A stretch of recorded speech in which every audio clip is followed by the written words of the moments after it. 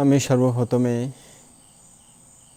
যার অমৃতময় ধর্মবাণী শুনে বিশ্ববাসী আজ বিমুগ্ধ, সেই মহাকারণিক তথাগত অরহৎ সম্যক সম্বুদ্ধকে বন্দনা নিবেদন করছি। অতঃপর শ্রদ্ধাবান শ্রদ্ধাবতী উপাসক উপাসিকাদেরকে আমার মৈত্রীময় আশীর্বাদ জানাচ্ছি। শ্রদ্ধাবান উপাসক উপাসিকাগণ, আজকে দুঃখ মুক্তির উপায় বিদর্শন এবং ধ্যান পদ্ধতি আচার অনুশীলন সম্পর্কে আলোচনা করব। খুব সহজ সরলভাবে দৈনন্দিন জীবনে আপনি চলতে চলতে, ঘুমাতে ঘুমাতে, কাজ করতে করতে, যে কোনো অবস্থায় কিভাবে ধর্ম অনুশীলন করবেন, চর্চা করবেন, সে উপায় আপনাদেরকে দেশনা করব। এই বিদর্শন পদ্ধতি যদিও ভগবান বুদ্ধ শিক্ষা দিয়ে গেছেন, তো এগুলো আরও সহজ সরলভাবে বুঝিয়ে দিয়েছেন যারা এই সম্পর্কে জ্ঞান অর্জন করেছেন। বুদ্ধ তো সংক্ষেপ দেশনা করেন, বুদ্ধ সবসময় সংক্ষেপ দেশনা করেন, বুদ্ধের দেশনা সব কিছু সংক্ষেপ। তো তখন মানুষ মেধাবী ছিল, উদ্ঘাটিতাই পুদ্গল আর বিপাঞ্চিতাই পুদ্গল, যার কারণে ওনারা বুঝতে পারত। তো এখন আমরা সবাই নেইয়ে পুদ্গল আর পদপরম পুদ্গল, অর্থাৎ পারামি কম সম্পন্ন পুদ্গল আর কি। সেই জন্য আমরা ওই বুদ্ধের সংক্ষেপ দেশনাগুলো বুঝতে পারি না। তো যারা জ্ঞান লাভ করেছেন, অরহত্ব লাভ করেছেন বা অন্য মার্গ লাভ করেছেন, গবেষণা করে করে বুঝেছেন, ওই বিষয়গুলো আস্তে আস্তে আস্তে আস্তে সহজ করেছেন।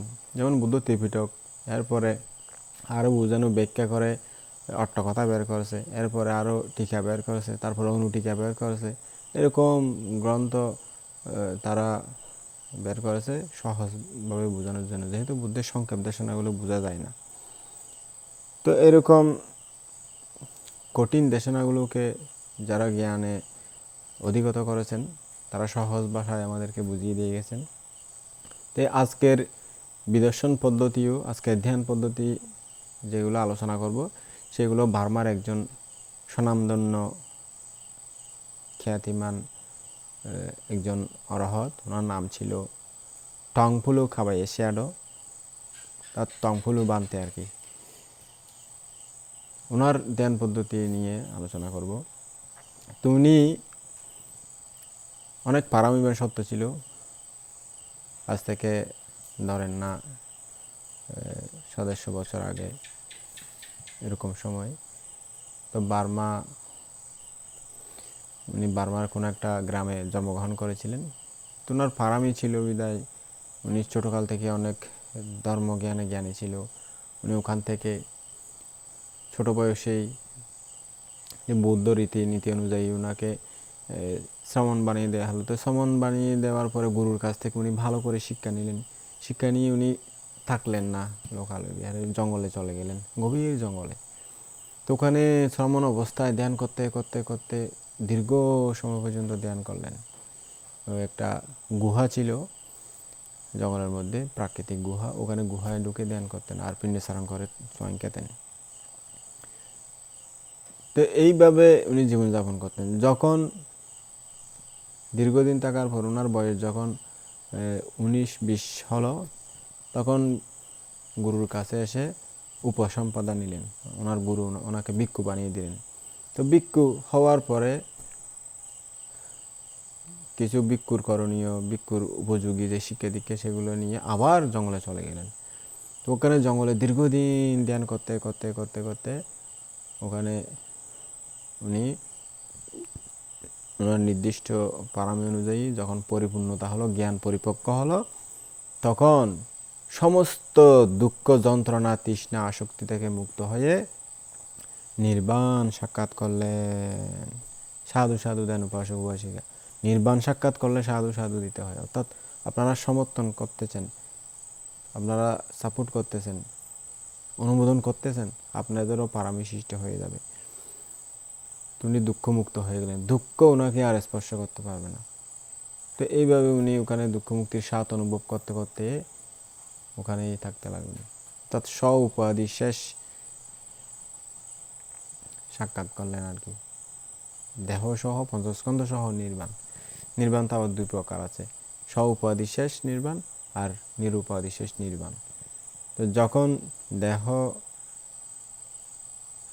যারা অর্থাৎ দেহ ত্যাগ করে, যেদিন ও দেহ ত্যাগ করবে, এমনি সাধারণ ভাষায় যারা মানুষ মৃত্যুবরণ করে, ওই যারা অরহত্ত্ব লাভ করে তারা যখন দেহ ত্যাগ করে এটাকে পরিনির্বাণ বলে, মৃত্যুবরণ বলে না আর কি। তখন হলো নিরুপাধি শেষ, অর্থাৎ উপাধি নাই, উপাধি ছাড়া নির্বাণ সাক্ষাৎ করেছে, দুঃখ থেকে চিরমুক্তি। তো ওই বানতে ওখানে থাকতে থাকতে ওখানে দীর্ঘদিন ধ্যান করতেছে। তো একটা যুক্তরাষ্ট্রের নাকি লন্ডনের যাত্রীবাহী বিমান ওই আকাশপথে ওইদিকে যাচ্ছিল, ওই বানতে যেখানে থাকে ওইখানে বিমানের রোড পড়ছে আর কি, ওদিকে যাচ্ছিল। তো যাওয়ার সময় হঠাৎ বিমানের কি একটা যন্ত্র বিকল হয়ে গেল, বিমান আর চলতেছে না, মানে খুব খারাপ অবস্থায়, অ্যাক্সিডেন্ট হবে এরকম অবস্থা আর কি। তো পাইলট সবাইকে জানিয়ে দিচ্ছে, তোমরা সবাই নিজের নিজের সৃষ্টিকর্তাকে স্মরণ করো, নিজের নিজের প্রভুদেরকে স্মরণ করো, নিজের নিজের যে পূজনীয় ব্যক্তি আছে তাদেরকে স্মরণ করো, আমাদের জীবন ক্রাশ হয়েছে, অর্থাৎ যে নষ্ট যন্ত্রাংশ নষ্ট হয়ে অ্যাক্সিডেন্ট হওয়ার সম্ভাবনা বেশি। তো তারা সবাই কান্নাকাটি শুরু করতেছে। তখন ওই জায়গায় উপর দিয়ে যাচ্ছে আর কি বিমানটা, কোনো ভানতে, ওখানে তো বানতে আছে না কি আছে কেউ জানে না, বিমানের যাত্রীরাও জানে না, কেউ জানে না। তো বানতে ওই জায়গায় যখন ধ্যান করতেছে, অবস্থান করতেছে, বানতে দিব্য জ্ঞানে সেটা জানতে পারলেন, গুহাতে ধ্যান করার সময় জানতে পারার পরে বানতে কি করছে, ঋদ্ধি দিয়ে আকাশে এভাবে ধ্যান করে, ধ্যানে বসে যখন ঋদ্ধি অর্জন হয়েছে, ওই ঋদ্ধি দিয়ে আকাশে উড়ে একদম ওই বিমানের উপরে এভাবে, বিমানের পাকার যে আছে বিমানের উপরে গিয়ে এভাবে বসলেন। তো বানতে বসার সাথে সাথে ওই বিমানটা আবার সচল হয়ে গেল, তার যান্ত্রিক ত্রুটি যেটা ছিল সেটা ঠিক হয়ে গেল, আবার সুন্দরভাবে বিমান চলতে লাগলো। এখন বিমান তো আকাশে উঠতেছে, তো ওই পাইলট কিন্তু ওই ঘটনা দেখেছে, ওই ভ্রান্তের কারণে এরকম হয়েছে। তো বান্তে বিমান যখন ঠিকঠাক হয়ে গেল, ঠিকমতো উঠতেছে, বান্তে অধিষ্ঠান করে দিচ্ছে, বান্তের গুণের প্রভাবে আসলে ওই বিমানটা আবার ঠিক হয়ে গেল আর কি। ওনার করুণার হৃদয় ব্যাকুল হয়ে উঠল, তাদের এতগুলো প্রাণী মারা যাবে দুঃখ অবস্থা দেখে, তাই তিনি তার ঋদ্ধি দিয়ে ওই যাত্রীগুলোকে উদ্ধার করতে ওখানে গেছে। তখন ওই বিমান পাইলট তাকে দেখে একটা, তখনকার যুগে ক্যামেরা ছিল, একটা ছবি তুলে নিয়েছিল। তো ছবি তুলে নিয়ে বিমান তো আবার সচল হয়ে গেছে, বানতে আবার তার নিজের জায়গায় চলে এসে ধ্যান করতেছে। তো এরপরে ওই বিমান চালক যেখানে যাচ্ছিল সেই গন্তব্যে চলে গেছে, লন্ডনে না আমেরিকায়।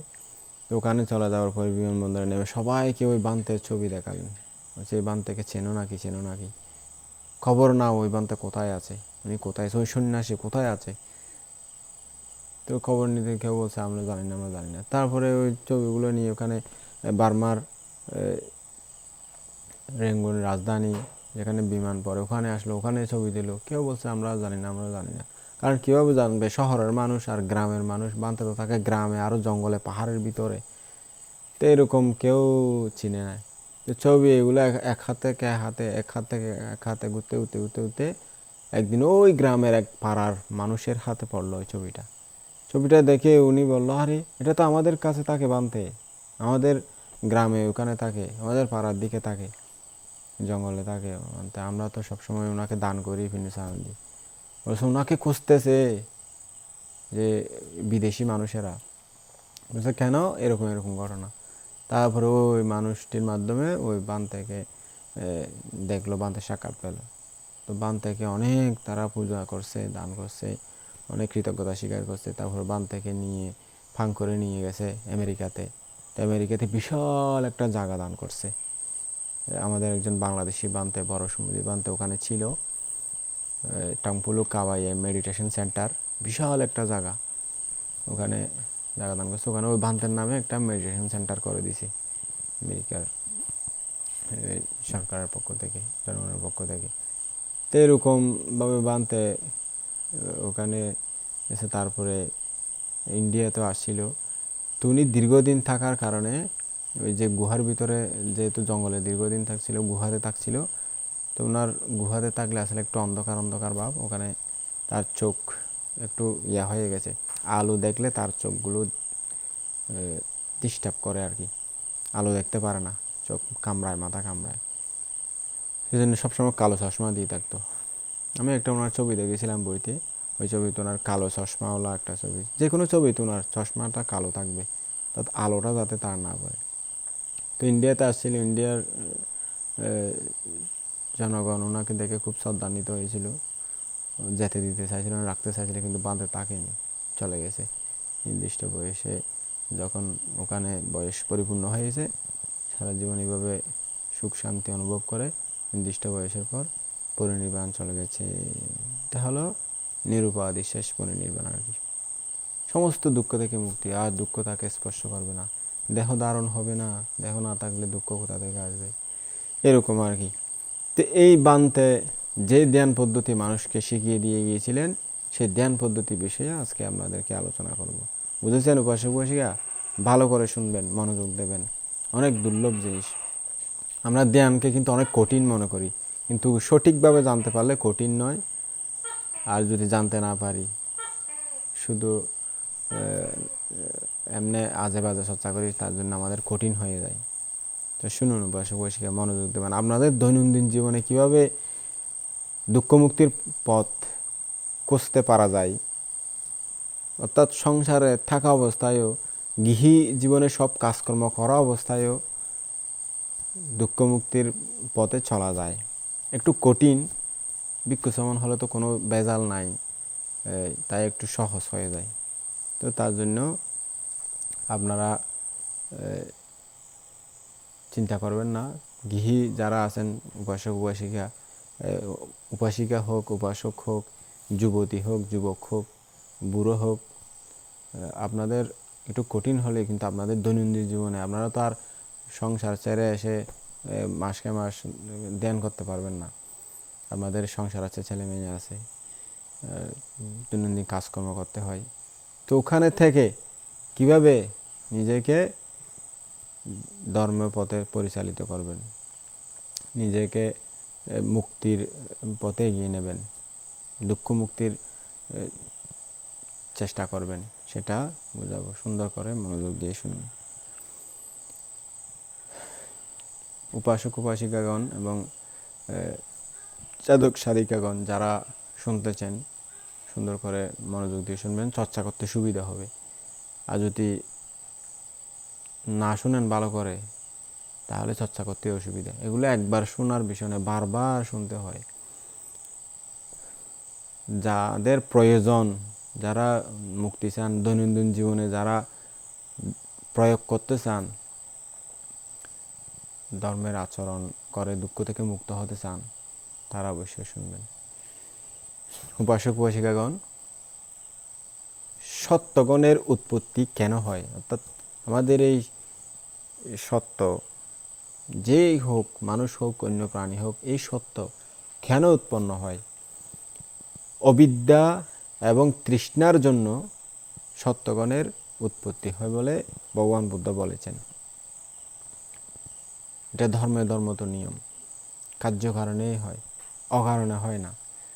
বুদ্ধের ভাষায় ইয়ায়াচা বিক্ষাবে আবিজ্জায়া নিব্বুতাস্সা বালাস্সা ইয়ায়াচা তানহায়া সংয়ুক্তাস্সা আয়াং কায়ো সামুদাগাতোতি।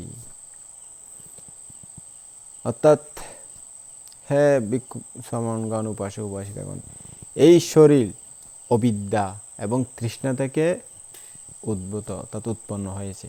সেই জন্য অবিদ্যা যাতে উৎপন্ন না হয়, তার চেষ্টা করা বেশি প্রয়োজন।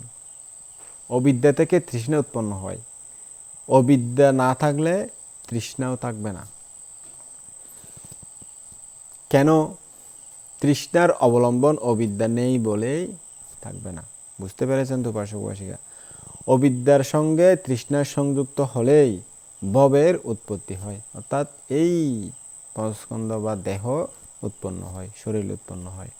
সেজন্য বলা হয়েছে আবিদ্যা উপলব্ধিয়া খান্দ উপলাভ্যাতি, অর্থাৎ অবিদ্যা উৎপন্ন হলে পঞ্চস্কন্ধ বা এই জীবদেহ বা শরীর উৎপন্ন হয়। অতএব অবিদ্যা যাতে উৎপন্ন না হয় তার জন্য চেষ্টা করতে হবে আমাদের। চেষ্টা করতে পারবেন কি উপাসক উপাসিকা? যারা শুনতেছেন, পারলে ভালো, না পারলে আপনার দুঃখ আপনিই পাবেন। ভগবান বুদ্ধ বলেছেন পুনাচা পারাং ভিক্ষাবে ভিক্ষু আবিক্কান্তে পাটিক্কান্তে সম্পজানকারী হোতি, আলোকিতে বিলোকিতে সম্পজানকারী হোতি, সম্মিঞ্জিতে পাসারিতে সম্পজ্জানকারী হোতি, সংগঠে পত্তচীবরা ধারণে সম্পজানকারী হোতি, আসিতে পীতে খাইতে সাইতে সম্পজ্জানকারী হোতি, উচ্চারা পশ্চাবা কাম্যে সম্পজ্জানকারী হোতি, গাতে টিতে নিশিন্নে সুত্তে জাগরিতে ভাসিতে তুনহি ভাবে সম্পজ্জানকারী হোতি। এগুলো পালি ভাষা। এই পালি ভাষায় বুদ্ধ কি বলেছেন? এখানে বুদ্ধ বলেছেন হে ভিক্ষুগণ, হে উপাসক উপাসিকাগণ, সাধক সাধিকাং দুঃখ মুক্তি কামীগণ, ভাবনারত ভিক্ষু সাধক সাধিকা প্রতিটি অবস্থাতেই স্মৃতিমান হবেন, অর্থাৎ প্রতিটি অবস্থাকেই মনোযোগ সহকারে ভালো করে জানবেন। যেমন সামনে যাওয়ার ইচ্ছা হলে, অর্থাৎ হাঁটার ইচ্ছা হলে, অগ্রসর হওয়ার ইচ্ছা হলে ওই সময়, এবং পেছনে ফেরার ইচ্ছা হলে ওই সময়, স্বাভাবিকভাবে দর্শনকালে বা বিশেষভাবে দর্শনকালে, সংজ্ঞাটি বা ভিক্ষাপাত্র ও চিবর ধারণ করাকালে, গৃহী জীবন হলে যে কোনো একটা ধরার সময়, ওটা করার সময়, কাপড় ধোয়ার সময়, স্নান করার সময়, স্বাভাবিক যেগুলো কাজকর্ম করা হয় আর কি, ভোজন করার সময়, পানি পান করার সময়, চিবিয়ে চিবিয়ে কোনো একটা খাওয়ার সময়, এবং এই খাদ্যরস আস্বাদন করাকালে, মলমূত্র পায়খানা প্রস্রাব যেগুলো করা হয়, স্নান আদি যা কিছু করা হয়, এগুলো কর্ম করার সময়, যাওয়ার সময়, দাঁড়িয়ে থাকার সময়, বসে থাকার সময়, ঘুমানোর সময়, জাগরণ থাকা অবস্থায় যে কাজ করতেছেন, শারীরিকভাবে, বাচনিকভাবে, মানসিকভাবে, যেটা হোক না কেন, কথা বলার সময়, নীরবে থাকার সময় মন কি করতেছে, শরীর নাড়াচাড়া করলে শরীর যে অবস্থায় নাড়া করতেছে ওই অবস্থায়, যে কোনো অবস্থায়,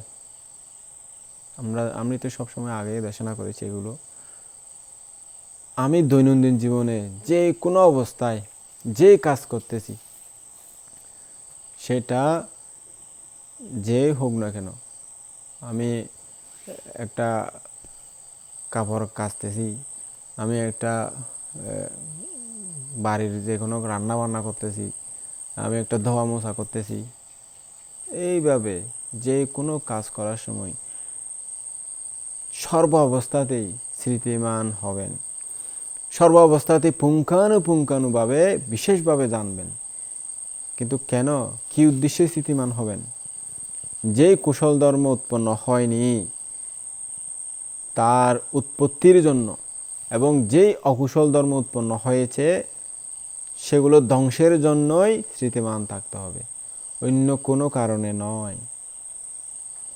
তাই ভগবান বুদ্ধ বলেছেন নাহাং ভিক্ষাবে আইয়াং একদাম্মাং পি সামানুপাস্সামি ইয়েনা আনুপ্পন্না বা Kushla Dhamma uppajjanti uppannā va akusala dhamma parihayanti yadidang bhikkhave sampajanassa bhikkhave anuppanna seva kusala dhamma uppajjanti uppannasa akusala dhamma parihayanti। বুঝতে পেরেছেন উপাসক উপাসিকা বুদ্ধের পালি ভাষা এগুলো কি বলেছে এটা একটু শুনেন। বুদ্ধ বলেছেন, হে ভিক্ষুগণ, সাধক সাধিকাগণ, উপাসক উপাসিকাগণ, সাম্পাজায়ার এর মতো, অর্থাৎ আমি অন্য কোনো ধর্ম দেখতে পাই না যার দ্বারা অনুৎপন্ন কুশল ধর্ম উৎপন্ন হয় অথবা উৎপন্ন অকুশল ধর্ম ধ্বংস হয়। হে ভিক্ষুগণ, যিনি সম্প্রজ্ঞানকারী তারই শুধুমাত্র অনুৎপন্ন কুশল ধর্ম উৎপন্ন হয় এবং উৎপন্ন অকুশল ধর্ম ধ্বংস হয়। সাম্মা পাজানাতি সাম্পাজায়াং, অর্থাৎ সম্যকভাবে জানাই সম্প্রজ্ঞান। তো অর্থশালিনী একটা গ্রন্থ আছে, ওই গ্রন্থ অনুসারে সম্প্রজ্ঞান সম্পর্কে আর একটু আলোচনা করতেছি।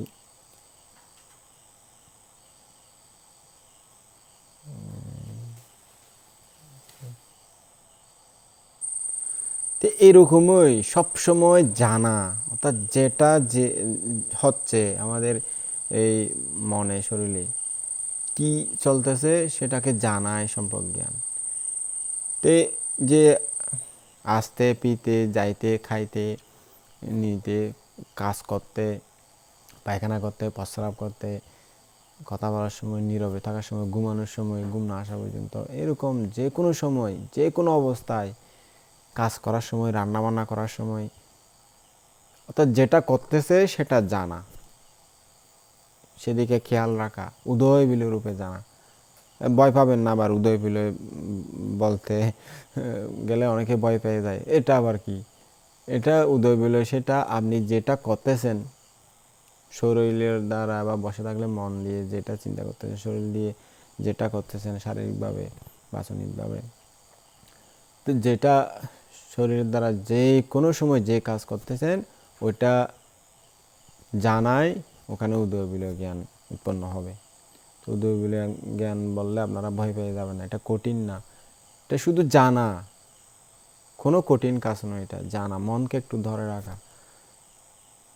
তো এটা সম্প্রজ্ঞান অর্জন হলে, এটা আস্তে আস্তে যত অর্জন হবে, এই সম্প্রজ্ঞান যেটা জানায় সম্প্রজ্ঞান অর্জন হলে আরও সহজ হয়ে যাবে, বুঝতে পারবেন। তো এই যে আমরা আস্তে খাওয়ার সময়, অর্থাৎ খাওয়ার সময় খাচ্ছি বলে জানায় বিদ্যা, অর্থাৎ খাওয়ার সময় আমরা যে খাচ্ছি মনটা এখানে যে থাকা বা মন এখানে রেখে আমরা খাচ্ছি যে সেটা জানা, সেটাই বিদ্যা। ওই যে আগে বলেছি না, বিদ্যা অবিদ্যা, বুঝছেন? না জানাটা অবিদ্যা, জানাটা হলো বিদ্যা। বিদাতি জানাতি ইতি বিদ্যা, বিশেষেনা জানাতি ইতি বিদ্যা। খাওয়ার সময় প্রতিটি মুহূর্তকে বিশেষভাবে জানাই বিদ্যা, আর না জানা হচ্ছে অবিদ্যা। হাহু বিয়া টুটেঙ্গে বেতুন, কত সুন্দর বিমুক্তির হতা হয় তেড়ে। তো উপাসক উপাসিকাগণ দেশনা করার সময় উনি আবার অবুঝ প্রাণী ডিস্টার্ব করতেছে। আচ্ছা যাই হোক, উপাসক উপাসিকাগণ, এই যে জানাটা হলো বিদ্যা আর না জানাটা হলো অবিদ্যা, বুঝতে পারছেন? খাওয়ার সময় প্রতিটি মুহূর্তকে বিশেষভাবে জানাই হলো বিদ্যা, বুঝতে পারছেন তো উপাসক উপাসিকা? আর না জানা হচ্ছে অবিদ্যা। জানা হলো জ্ঞান, না জানা হলো অজ্ঞান, এটা আর কি। না বিজানাতি আবিদ্যা, আবিদ্যা বুচ্চাতি আইয়ানাং, অর্থাৎ খাওয়ার সময় খাওয়াকে বিশেষভাবে না জানায় অবিদ্যা। অর্থাৎ আমি যে খাচ্ছি নিচ্ছি এটা না জানা হলো অবিদ্যা। অর্থাৎ অর্থাৎ বিদ্যা অবিদ্যা এটা কঠিন বিষয় নয়, আপনারা সহজভাবে বুঝতে পারার মতো আমি বোঝানোর চেষ্টা করতেছি। এটা অবিদ্যা বিদ্যা এগুলা অনেক সময় সাধারণ মানুষেরা কঠিন বিষয় মনে করে, এটা আসলে সহজ বিষয়, বুঝতে পারলে সহজ, বুঝতে না পারলে কঠিন। ওই যারা অঙ্ক পারে না, ইংলিশ পড়তে পারে না, তাদের জন্য এটা জমের মতো, আর যারা বুঝে পারে বুঝতে বুঝতে পড়তে পড়তে সহজ হয়ে যায়, তাদের পানির মতো হয়ে যায়, এরকম বিষয় আর কি। তো এই যে জানাটা হলো বিদ্যা, না জানাটা হলো অবিদ্যা। বুঝতে পারছেন উপাসক উপাসিকা? পিতে যে বলা হয়েছে, অর্থাৎ পান করার সময় পানি পান করা, চা পান করা, ওষুধ পান করা ইত্যাদিকে পান করছি বলে জানাই বিদ্যা, না জানাটা হলো অবিদ্যা। কাইতে অর্থাৎ চিবিয়ে চিবিয়ে কিছু খাওয়ার সময়, চিবুচ্ছি খাচ্ছি বলে ভালোভাবে জ্ঞান দিয়ে জানায় বিদ্যা, না জানাটা হলো অবিদ্যা। উচ্চারা যে বলা হয়েছে, উচ্চারা পাশ্চাবা কাম্যে, অর্থাৎ পায়খানা প্রস্রাব ত্যাগ করার সময়, অর্থাৎ পায়খানা এবং প্রস্রাব করার সময় পায়খানা করছি বা প্রস্রাব করছি বলে সম্যকভাবে জানা হলো বিদ্যা, না জানাটা হলো বিদ্যা। অর্থাৎ আমি যে ওখানে আছি, আমার শরীরের কিছু মলমূত্র ত্যাগ হচ্ছে, আমার মনটা ওখানে রেখে আমি যে ত্যাগ করতেছি, এই জানা জ্ঞানটা হলো বিদ্যা। আর না জানাটা হলো আমি করতেছি, ঠিক আছে, আমি অন্য কোনো চিন্তা করতেছি, হাসতেছি, মোবাইল দেখতেছি, অমুক সমুক করতেছি, এটা হলো অবিদ্যা। বুঝতে পারছেন উপাসক উপাসিকা? সুতরাং বিদ্যা কঠিন বিষয় নয়, না বোঝার কিছু নেই। অবিদ্যা বিদ্যা, বুঝতে পারছেন? অবিদ্যা হলো অজ্ঞান, বিদ্যা হলো জ্ঞান। তো যে আরেকটা বলা হয়েছে গাতে, অর্থাৎ যাওয়ার সময় যাচ্ছি বলে জানায় বিদ্যা, যাচ্ছি অথচ যাচ্ছি বলে জানতে না পারা অবিদ্যা। অর্থাৎ আমি হাঁটতেছি, চিন্তা করতেছি আমি কোথায় খেয়েছিলাম, কোথায় কি করেছিলাম, কোথায় গিয়েছিলাম, কার সাথে মিশেছিলাম, কার সাথে এনজয় করেছিলাম, কার সাথে ঝগড়া করেছিলাম, তো এরকম নানা রকম আজে বাজে চিন্তা করে করে হাঁটা হলো অবিদ্যা। বুঝতে পারছেন উপাসক উপাসিকা? তার বলা হয়েছে টিতে, অর্থাৎ দাঁড়াবার সময় দাঁড়িয়েছি বলে জানায় বিদ্যা, দাঁড়িয়েছি অথচ দাঁড়িয়েছি বলে জানতে না পারা অবিদ্যা। আমি যে দাঁড়িয়েছি আমার নিজের খেয়াল এদিকে নাই, আমি অন্য বিষয় চিন্তা করতেছি, সেখানে অবিদ্যা। আর জানতে পারাটা আমার মন ওইদিকে তাকা, আমি যে দাঁড়িয়েছি সেটা এদিকে মন তাকা, মানে জানাটা হলো বিদ্যা। বুঝতে পারছেন উপাসক উপাসিকা? নিচিন্নে যে বলা হয়েছে বসার সময়, নিচিন্নত্ব, অর্থাৎ বসার সময় বসেছি বলে জানায় বিদ্যা, বসেছি অথচ বসেছি বলে জানতে না পারা অবিদ্যা। বুঝতে পারছেন উপাসক উপাসিকা? সাত্তে, অর্থাৎ শোয়ার সময় শুয়েছি বলে জানায় বিদ্যা, আর শুয়েছি অথচ শুয়েছি বলে না জানা বা জানতে না পারাটা হলো অবিদ্যা। অর্থাৎ আমি শুয়েছি, আমি নিজেই জানি না আমার মন কোথায়, আমি জ্ঞান নাই আর কি, ওই যে স্মৃতি নাই, আমার মধ্যে স্মৃতি নাই, জ্ঞান নাই, আর্যষ্টাঙ্গিক মার্গের পঞ্চ অঙ্গ নাই, যার কারণে আমি জানতে পারতেছি না, খেয়াল নাই আর কি, স্মৃতি মানে খেয়াল, যার কারণে অবিদ্যা হয়ে যাচ্ছে আর কি, বিদ্যা হচ্ছে না। তো আরেকটা বলা হয়েছে জাগরিতে, অর্থাৎ জেগে ওঠা, ঘুম থেকে জেগে ওঠার সময় জেগেছি বলে জানায় বিদ্যা। তদ্রূপ জানতে না পারাটা হলো অবিদ্যা। অর্থাৎ আমি ঘুম থেকে উঠতেছি, মনে করেন আমি ঘুম ভেঙেছে, খাট থেকে এভাবে উঠতেছি, তো এইভাবে এই যে উঠতেছি শরীরের যে অবস্থাটা সেটা জানা, ওইভাবে পা রাখবো সেটা জানা, তারপরে হাঁটতেছি বা মশারি খুলতেছি এটা জানা, এটা জানাটা হলো বিদ্যা। আর জানতে না পারাটা হলো বিদ্যা। আমি তো নিজে করি এরকম, আমার আসলে করতে করতে একটু খেয়াল এসে যায়, আমি যখন ঘুম থেকে উঠি এটা খেয়াল এসে যায়, শরীর যেভাবে এখানে খাট থেকে উঠতেছি, তারপরে এখানে হাঁটতেছি, তারপরে টয়লেটে যাচ্ছি, এরকম কাপড় ধোয়ার সময়, আসলে এটা করতে করতে করতে এক সময় এসে যাবে, এটাই বিমুক্তির পথ, সহজ পথ, এর চাইতে সহজ পথ আর নাই।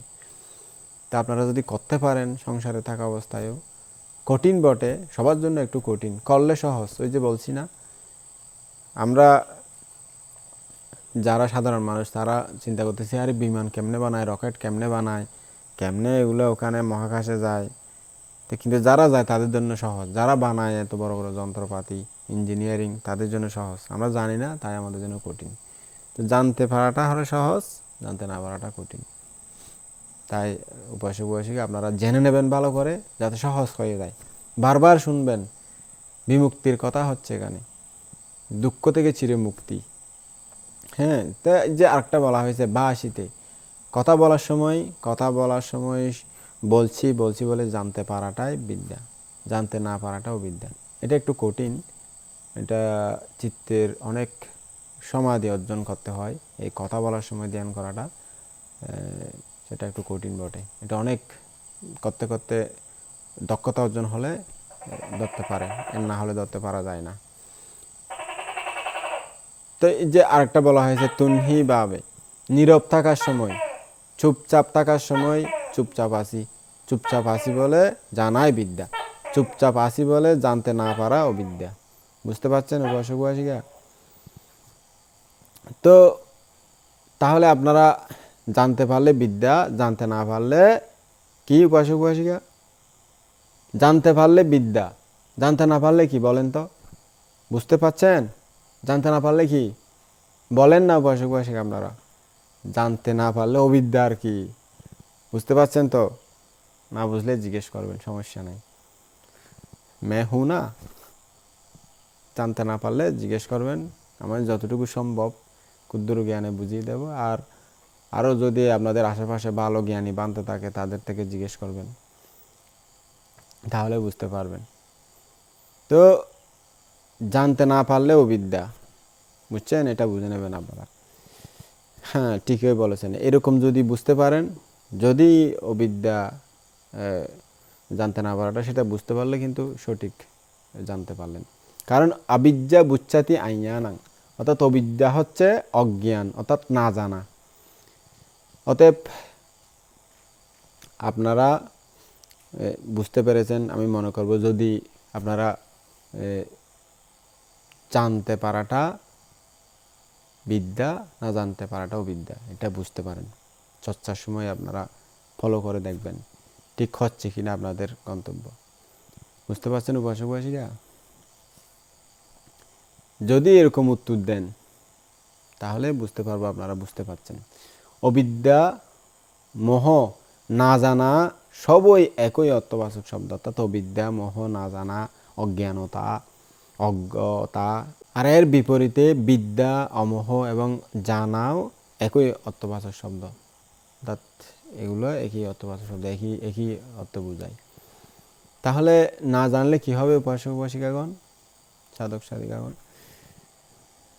যদি আপনারা বলেন না জানলে জানতে পারছি না, তাতে কিছুই হলো না, না এরকম বললে ঠিক হবে না। না জানলে অবিদ্যা, অবিদ্যা নয়, না জানলে উপাসক উপাসিকাগণ, না জানলে অবিদ্যা। তো তখন বলছি না, আলোচনা করছি না, না জানলে হতো অবিদ্যা। অবিদ্যা থাকলে সংস্কার, বিজ্ঞান, নামরূপ ইত্যাদি প্রতীত্য সমুৎপাদ চক্রে, অর্থাৎ এই সংসার চক্রে ঘুরতে হবে। সংসার চক্র বলতে উপাসক উপাসিকাগণ, সংসার চক্র বলতে এই যে ওনার যে স্বামী স্ত্রী মিলেমিশে সংসার ঘোরাঘুরি ইয়ার নয়, ওটা না, ওটা এরকম নয়, বুঝছেন না? সংসার চক্র ব্যাপক অর্থে ব্যবহার বুদ্ধ সবসময় যে সংসার চক্র হয়ে, এই যে প্রতীত্য সমুৎপাদ চক্রে সংসার চক্র হয়ে দেয় বুদ্ধ শাসনত। আমরা যে স্বামী স্ত্রী মিলেমিশে যে নতুন জীবন শুরু করেন, ফোয়াশা লই, যে সামাজিক রীতিনীতি যে আছে, পুত্র কন্যা, মাতা পিতা, ভাই বোন বেগুন মিলেমিশে যে সংসার, এই সংসারত ঘুরাফুরি বোধহয় হতা ন হয়, বুঝছেন না? এই সংসার চক্র জন্ম জন্মান্তর গুরন, এবার ওদের সংসার চক্র। তো সংসার চক্র মানে ওই স্বামী স্ত্রী মিলেমিশে যে শুরু করে এই সংসার চক্র নবুজন। বুদ্ধ যে সংসার চক্র হই, এবার ওদের জন্ম জন্মান্তর সংসার, অর্থাৎ এই সংসারত আরাও আছি, অনরাও আসন, ব্যাকুণ আছি, অর্থাৎ ফোকা মাকড় জীব জন্তু যত সব বিশ্ব ব্রহ্মাণ্ড, স্বর্গ নরক ব্রহ্মলোক তির্যক প্রাণী ব্যাগুণ আছি সংসার চক্রের ভিতরে। আর যে ওনারা জিয়ান সংসার হন, ওনার ভাষা সংসার ঠিক আছে, বাংলা ভাষায় সংসার হয়, কিন্তু আর বুদ্ধ ধর্মীয় ভাষায় ব্যাপক অর্থেই বেড়ে সংসার না হয়, এরা আগার হয়, আগার, অর্থাৎ গৃহস্থ আর কি, গৃহস্থ মানুষ। তো এই যে গৃহস্থ, যে গৃহস্থ জীবন, আর সংসার চক্রত সংসারত আরাও আবদ্ধ হয়, আরাও সংসার তো মুক্ত নয়, এনে আরা হতায় হতায় হই বান্ত আমরা তো সংসার মুক্ত, আরা তো সংসারত আবদ্ধ, আমরা তো সংসার তো মুক্ত ইন গই। আসলে অনরার হতায় বইতে ঠিক আছে, অনরার দেন দ্বারা নতুন হতায় ঠিক আছে, অনরা সংসার তো মুক্ত, অর্থাৎ তারা সংসার তো মুক্ত, কিন্তু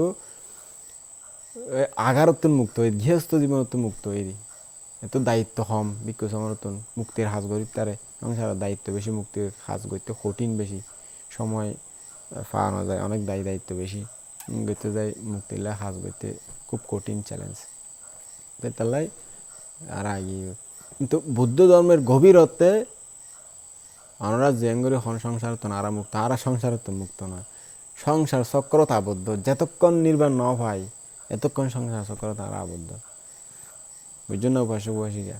তো বুঝিলেন সুন্দর করি, এই সংসার চক্রত মুক্ত হয়ে বেলায় আরা প্রবুজিত লি যাতে মুক্ত হইতে যাম, নির্বাণ সাক্ষাৎ করতে যাম, তাইলে সংসার তো মুক্ত, অর্থাৎ এই পবিত্র সমুৎপাদ চক্রতুন মুক্ত হয়ে যাম। বুঝতে পারছেন উপাসক উপাসিকা? না বুঝলে জিজ্ঞেস করবেন। অনেক দুর্লভ ধর্ম দেশনা, আমাদের কষ্ট হলেও, আমাদের অনেক কষ্ট হলেও জ্ঞান যতটুকু বুঝেছি আপনাদেরকে বোঝানোর চেষ্টা করি, একজনের কাজে লাগলেও, একজনের উপকার হলেও সেটা সার্থক হবে। তো যেটা বলতেছিলাম, জানতে পারলে বিদ্যা, বুঝছেন?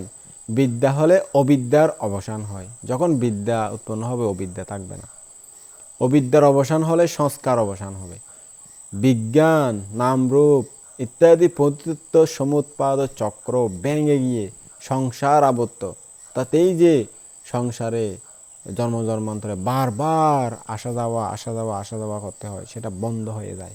বুঝতে পারছেন উপাসক উপাসিকা?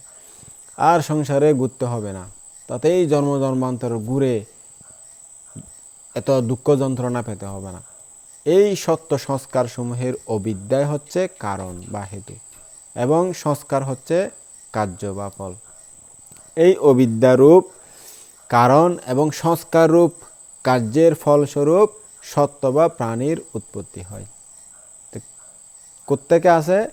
কার্য কারণে আসে। তো কার্য কারণ হলো এইগুলো, এই সংস্কার কারণে, আমাদের সংস্কারের কারণে, অতীতের সংস্কারের কারণে আমাদের এই অবিদ্যা এবং তৃষ্ণা, এগুলোর কারণে এই সত্য উৎপত্তি হয়। বুঝতে পারছেন? কার্য কারণ এবং সংস্কার রূপ কার্যের ফলস্বরূপ সত্য বা এই প্রাণী যখন উৎপন্ন হয়, তখন দুঃখ এসে জড়িয়ে ধরে, দুঃখ এসে যায় আমাদের জীবনে। কত দুঃখ যন্ত্রণা কার বর্ণনা করে শেষ করা যাবে না, এগুলো তো আমরা জানি সবাই। দুঃখ জন্ম থেকে মৃত্যু পর্যন্ত দুঃখ, এমনি একটু সুখ পেলে আনন্দ ফুর্তি করি, দুঃখ পেলে চোখের পানির জলে ভাসিয়ে দিই, এরকম আর কি। আপনি নিজেকে এখন সুখী মনে করতেছেন, আপনার পাকটা কেটে গেল, তারপরে আপনি নিজেকে সুখী মনে করবেন? কোনোদিন করবেন না। আপনার চোখ নষ্ট হয়ে গেলে সুখী মনে করবেন না। আমরা ইয়ং জেনারেশন যারা, তারা সুখী মনে করি, কিন্তু একটু অ্যাক্সিডেন্ট হলে শেষ। আর বুড়ো হলে তো অবস্থা খারাপ হয়ে যায়, বুড়ো হওয়ার অবস্থা চিন্তা করলে তো আমার মাথা ঘুরায়, আরে বাপ রে বাপ, কী অবস্থা যে হবে, চোখে দেখবো না, কানে শুনবো না, চলতে পারবো না, কি এক নাজেহাল অবস্থা। ইস, এই দুঃখ থেকে মুক্তির পথেই আবিষ্কার করেছেন ভগবান বুদ্ধ। তো মুক্তির পথে চলতে চাইলে এই দেশনাগুলি শুনতে হবে, জানতে হবে, তারপরে চলতে পারবেন। তো ভগবান বুদ্ধ বলেছেন, ইতি ইমাস্মিং সাতি ইদাং হোতি, ইমাস্সা উপাদা ইদাং উপাজ্জাতি, ইতি ইমাস্মিং আসাতি ইদাং নাহতি, ইমাস্সা নিরোধা ইদাং নিরুজ্জাতি। অর্থাৎ এটা হলে ওটা হয়, এটার উৎপত্তিতে ওটা উৎপন্ন হয়, এটা না হলে ওটা হয় না, ওটা নিরুদ্ধ হলে এটাও নিরুদ্ধ হয়। এটাই দুঃখ মুক্তির মূল মন্ত্র। বিমুক্তির যে লাভ হয়, এগুলোর মাধ্যমে লাভ হয়, এটার মাধ্যমে অধিকৃত হয়। তো এই সংক্ষেপে বলতে গেলে, কায়ের দ্বারা কৃতকর্ম, বাক্যের দ্বারা কৃতকর্ম এবং মনের দ্বারা কৃতকর্ম সবগুলোকেই জেনে জেনে করতে হবে। বুঝছেন উপাসক উপাসিকা? বুদ্ধ বলেছেন, সাব্বাং বিক্ষাবে আবিয়া হাইয়াং, হে ভিক্ষুগণ, সমস্ত কর্মকেই যথাযথভাবে জানতে হবে। এই জানাই হলো বিদ্যা। কিভাবে জানতে হবে? সাধারণত দেখা যায় যে কর্মের সময় স্মৃতি থাকে না, খাওয়ার সময় খাচ্ছি বলে সব সময় জানা সম্ভব হয় না, জানতে পারলেও ঠিক করতে পারা যায় না, করতে পারলেও হয় না। কেন?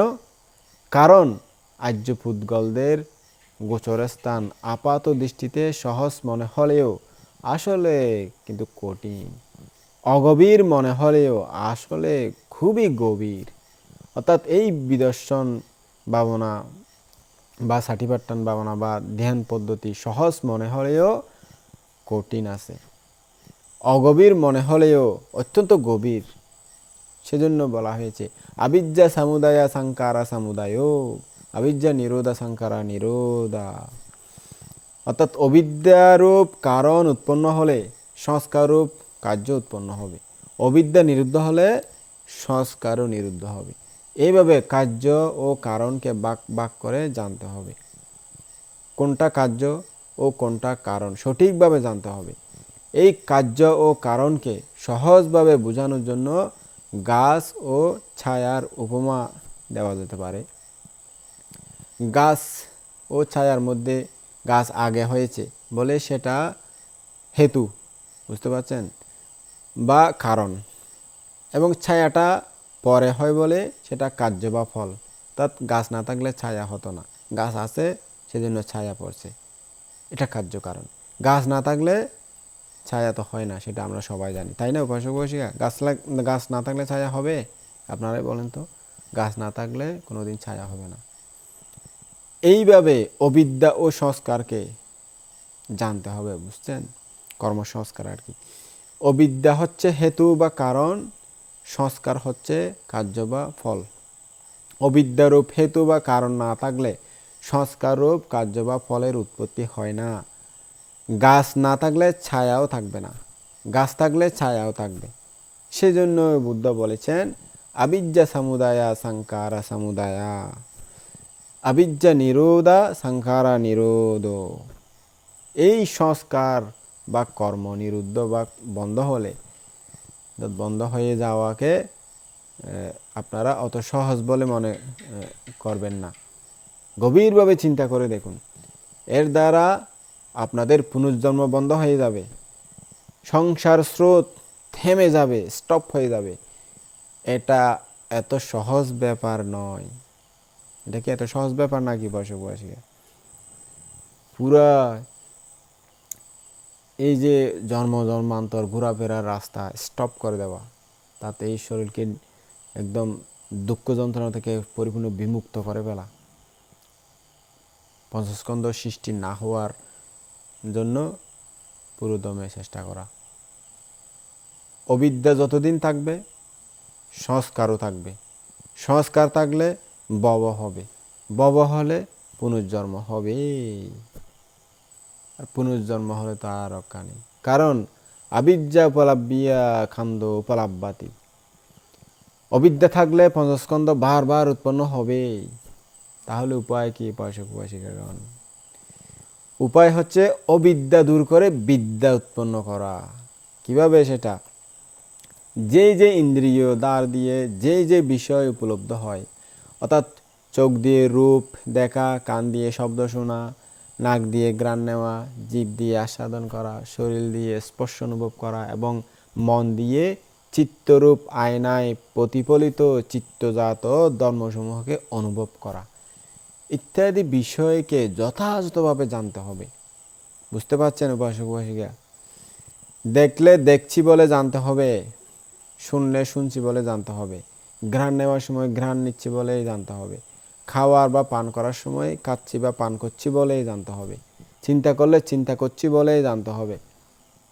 তাই বুদ্ধ বলেছেন দিট্টে দিট্টে মাত্তাং ভাবিষ্যতি, সুতে সুতে মাত্তাং ভাবিষ্যতি, মুতে মুতে মাত্তাং ভাবিষ্যতি। অর্থাৎ দেখার সময় শুধুমাত্র দেখছি বলে জানতে হবে, শোনার সময় শুধুমাত্র শুনছি বলে জানতে হবে, ঘ্রাণ নেওয়ার সময় শুধুমাত্র ঘ্রাণ নিচ্ছি বলে জানতে হবে, খাওয়ার সময় খাচ্ছি, স্পর্শ করার সময় স্পর্শ করছি বলে জানতে হবে। অতএব বুদ্ধের এই দেশনা অনুসারে আপনারাও ভাবনা করুন। তাছাড়া আপনারা যখন যে কাজে করেন না কেন, করে থাকুন না কেন, সবগুলোকে এইভাবে ধ্যানের মাধ্যমে, সমাধির মাধ্যমে, ভাবনার মাধ্যমে সাহায্য করতে পারেন। তো উল্টো পুল্টো করবেন না উপাসক উপাসিকাগণ। অনেকে আসলে দেশনাগুলি শুনে না বুঝে উল্টো পুল্টো করেন। আমি একবার দেখেছিলাম একজন বান্তে, উনি দেশনা শুনে, অর্থাৎ সরাসরি শুনে নাই, ওই রেকর্ডিং শুনছে আর কি। রেকর্ডিং শুনি যখন চর্চা করতেছে, রেকর্ডিং শোনার পরে উনি চর্চা করতে গিয়ে বলতেছে খাওয়ার সময় খাচ্ছি খাচ্ছি খাচ্ছি খাচ্ছি জানছি জানছি, খাচ্ছি খাচ্ছি জানছি জানছি। ওইখানে যে বলা হয়েছে দেশনার সময় যে খাওয়ার সময় খেলে জানছি বলে জানুন। তো সেটা আসলে একটু বুঝতে ভুল হয়ে গেছে আর কি।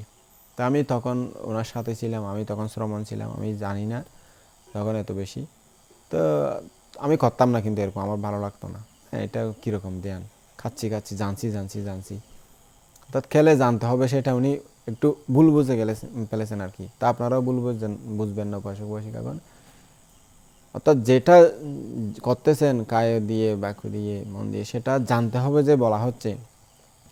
আপনি ওখানে বলতে হবে না আমি খাচ্ছি খাচ্ছি করতেছি জানতেছি জানছি জানতেছি জানতেছি, সেটা বলতে হবে না। শুধু আপনার স্মৃতি, প্রজ্ঞা এগুলো লাগিয়ে রাখবেন, জ্ঞান এগুলো লাগিয়ে রাখবেন। আপনার যে কায়িক কি করতেছেন সেটা ওখানে খেয়ালটা রাখবেন, উদয় বিলরূপে জানবেন, অর্থাৎ সম্প্রজ্ঞান যেটা তখন আলোচনা করলাম সেটা রাখবেন।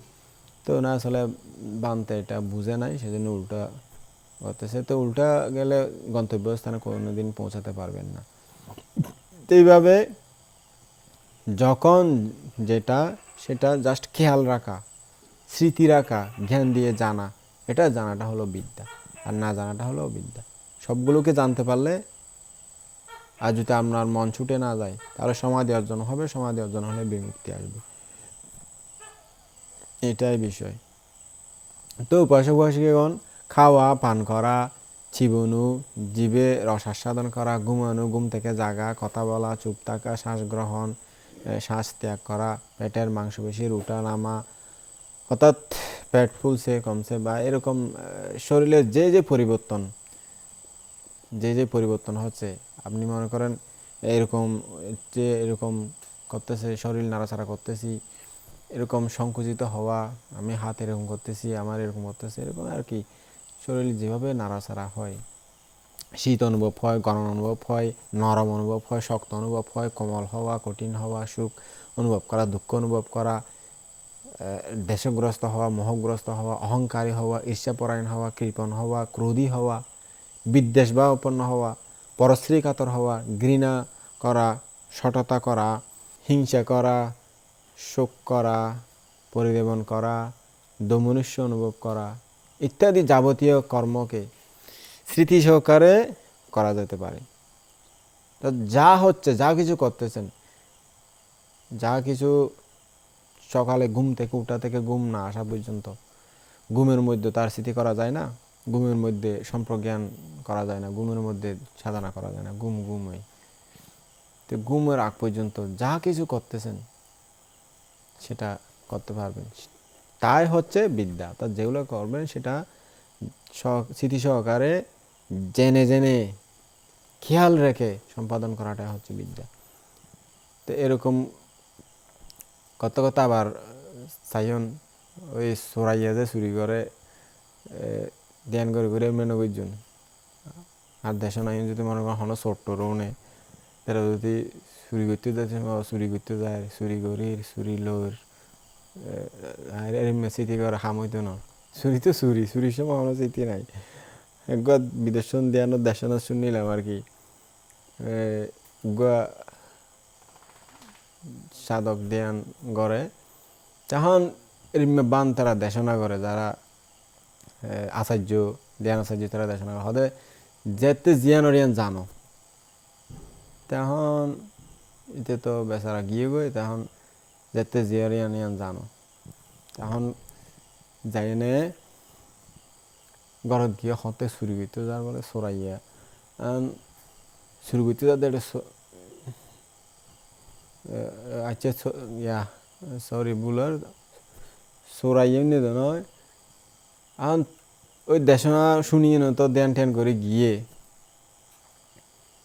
তো দেশনা শুনি ধ্যান ট্যান করে গিয়ে দেড়ে গরম মাঝে গুমজার দেয় এখন ধ্যান করে গুমজার দে গুম নোয়াই এখন চোরাইয়া আসছি ঘরত চোর ঢুকিয়ে দে এখন চোর ঢুকিয়ে দে ওই যে গিরসে চোর ঢুকে দেয় যেন যেন ঘরের হ্যাং করতে হই তো তখন সহজে চোরাইছে ধ্যান ঘরের ওই জিয়ান দেখের বা ঘরের ইয়াং করতে হয়ে দে ধ্যান করতে সময় গুরুয়ে তখন হয়তো চোরাইছে চোর ঢুকে দরজা ভাঙের গ্রিল হাড়ের আইসে চোরাইয়া তোয়ার চাবি তোয়ার জিনিস তোয়ার হামিলা আদের তোয়ার ওদের লর এর মেঘরে ধ্যান করতে এখন চোরাইয়া যখন উন্নে ও আজি দাইয়ে দে দেওয়া নয় বলে তেমন ধ্যান করতে যাই না চোরাইয়া বাঁচি এর ঘটনা মনে হয় মেয়ে বহুত আগে শুনিলাম কি জানি কতটুকু মনত আছে যেদূর মনত আছে দূর হইলাম তো এরকম বিষয় আর কি তেমন তো এরম বিষয় নয় তা আপনারা উপাসক উপাসিকাগণ ওরকম মনে করবেন না চোর আসলে যে ধ্যান করতে হবে ওরকম বিষয় না সেটা হলো নিজের ব্যক্তিগত ধ্যান করা আপনার বাড়িতে চোর আসলে আপনি সতর্ক হবেন ওনাকে চুরি না করা চুরি করে যেতে না পারার মতো ব্যবস্থা করবেন বা চুরি না করতে পারার মতো ব্যবস্থা করবেন এটাই তো আপনার দায়িত্ব কর্তব্য তো এরকম আর কি তো জানাটা ওরকম জানা নয় জানা হলো নিজের ভিতরে কি হচ্ছে নিজের শরীর এবং মনে কি হচ্ছে সেটা জানা বাইরে কি হচ্ছে সেটা জানার দরকার নাই সেটা জেনে আপনার কোনো লাভ আসবে না বাইরে কি হচ্ছে সেটা জেনে আপনার কোনো বিদ্যা উৎপন্ন হবে না বুঝছেন উপাসক উপাসিকাগণ নিজের ভিতরে স্মৃতি সহকারে কি হচ্ছে না হচ্ছে সেটা জানাটাই হলো বিদ্যা তো বিদ্যা উৎপন্ন হলে অবিদ্যা দূরীভূত হয় অবিদ্যা দূরীভূত হলে ভব বা জন্ম হবে না সর্ব দুঃখের অবসান হবে তখন এটা মনে করতে হবে বুঝছেন উপাসক উপাসিকাগণ কেন কারণ ভগবান বুদ্ধ বলেছেন আবিদ্যা নিরোধেনে বা সংখারা নিরোধনা আইয়াতা অর্থাৎ অবিদ্যা নিরুদ্ধ হলেই সংস্কার নিরুদ্ধ হবে অন্য কোনো উপায়ে নয় অর্থাৎ অন্য উপায়ে সংস্কার ধ্বংস হবে না কোনো উপায় নেই আর এটাই একমাত্র পথ এটাই একমাত্র রাস্তা এই ছাড়া অন্য কোনো রাস্তা নাই এই দুঃখ থেকে মুক্তির পথে যেতে আবিদ্যা উপলব্ধিয়া খান্দ উপলব্ধি যত রকম অকুশল আছে সব কিছুরই মূলে আছে অবিদ্যা বুঝতে পারছেন উপাসক উপাসিকাগণ অবিদ্যা ছাড়া আর কিছু নেই অবিদ্যার কারণে আমরা এত দুঃখ যন্ত্রণা পাচ্ছি অবিদ্যায় সব কিছুর পূর্বগামী সেই কারণে ভগবান বুদ্ধ বলেছেন আবিদ্যা বিক্ষাবে পুব্বাঙ্গামা ধাম্মানাং সমাপাতিয়া যত রকম ক্লেশ অর্থাৎ মনের মালিন্য আছে তার মূলে হচ্ছে এই অবিদ্যা অবিদ্যা ধ্বংস করতে পারলে আর কোনো ক্লেশ উৎপন্ন হবে না কেন কারণ হচ্ছে কিলেশানাং মূলভূতায়া আবিদ্যায়া চিন্নায়া সাব্বা কিলেশা সামুঘাতাং গাচ্ছান্তি ক্লেশসমূহের মূল স্বরূপ অবিদ্যাকে দূর করতে পারলে সকল ক্লেশ অর্থাৎ চিত্ত মালিন্য ধ্বংস হবে অতএব সব কিছুর মূল যে অবিদ্যা তাকে কি দিয়ে বিনাশ করবে বলুন না উপাসক উপাসিকাগণ জানেন আরে চিত্তের একাগ্রতা স্মৃতি বা সম্যক রূপে জানা দিয়ে অবিদ্যাকে বিনষ্ট করতে হবে বুঝতে পারছেন তো উপাসক উপাসিকা কি দিয়ে বিনষ্ট করতে হবে চিত্তের একাগ্রতা স্মৃতি বা সম্যক রূপে জানা অবিদ্যাকে এই জ্ঞান দিয়ে বিনষ্ট করতে হবে এছাড়া অন্য কিছু অস্ত্র নাই অবিদ্যাকে বিনষ্ট করার বুঝতে পারছেন উপাসক উপাসিকা সেই জানাটাই হচ্ছে বিদ্যা বিদ্যা হলেই অবিদ্যা নিরুদ্ধ হবে সেজন্য বলা হয়েছে বিজ্জুপাদা আবিজ্জায়া পাহানাং বেদিতাব্বাং বিদ্যার উৎপত্তিতে অবিদ্যার ধ্বংস বলে জানতে হবে বুঝতে পারছেন উপাসক উপাসিকা না বুঝলে কিন্তু জিজ্ঞেস করবেন বুঝে নেবেন। অবিদ্যাকে দূর করতে পারলে সকল ক্লেশের অবসান হবে। ক্লেশ না থাকলে, ক্লেশ পুনরায় উৎপন্ন না হলে ভব প্রতিসন্ধি অর্থাৎ পুনর্জন্মের বীজ ফল দিতে পারবে না। কেন পারবে না? কারণ হচ্ছে কিলেশাভাবে খাম্মাং আপ্পাটিসান্দিকাং হোতি। ক্লেশের অভাবে পুনর্জন্ম প্রদান করতে পারে না। অতএব আপনাদের বিশেষভাবে জানতে হবে যে ক্লেশবিহীন কর্মকেই কুশল কর্ম বলা হয়। কুশল কর্ম পুনর্জন্মকে বন্ধ করে দিতে পারে, এই শক্তি আছে। বিপরীত পক্ষে অকুশল কর্ম হচ্ছে পুনর্জন্ম প্রদানকারী, অর্থাৎ অকুশল কর্ম পুনর্জন্ম প্রদান করতেই থাকবে। তবে সমস্ত অকুশল কর্মই যে পুনর্জন্ম প্রদান করে তা নয়।